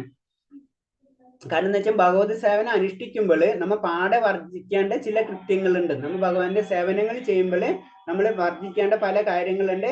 അവയിൽ സുപ്രധാനമായത് ഹൃദയ ദൗർലഭ്യമാണ്. നമ്മളെ ഹൃദയ ദൗർലഭ്യം നമ്മൾ മാറ്റണം.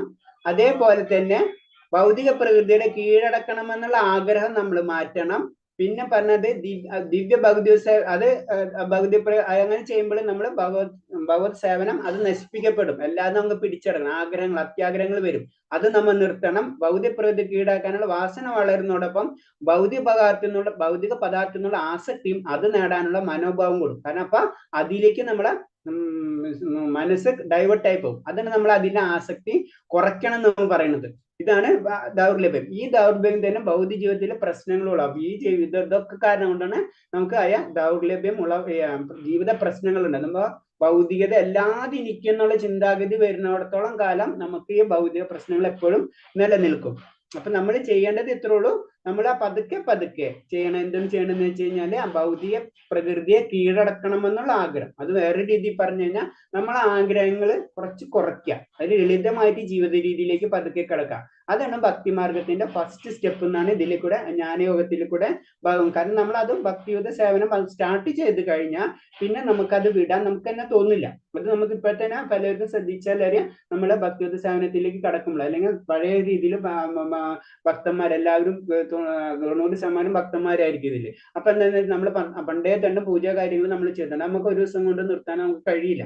അതാണ് പറഞ്ഞത്. അതിന് അതിന്റെ ഒരു ഭയങ്കര ഒരു ബോണ്ടിങ് ഉണ്ട് ഇതിന്. നമ്മൾ അത് ഇമേജ് ചെയ്യാൻ പറ്റില്ല. ഇങ്ങനത്തെ കാര്യങ്ങളാണ് ഇത് പറയുന്നത്. ഹരേഷിന് ഇതിൽ ഞാൻ എന്തെങ്കിലും പോയിന്റ്സ് ഉണ്ടെങ്കിൽ ചോദിക്കുക, അല്ലെങ്കിൽ നിർത്താം. നമ്മൾ ക്ലോസ് ആയി ചാപ്റ്റർ.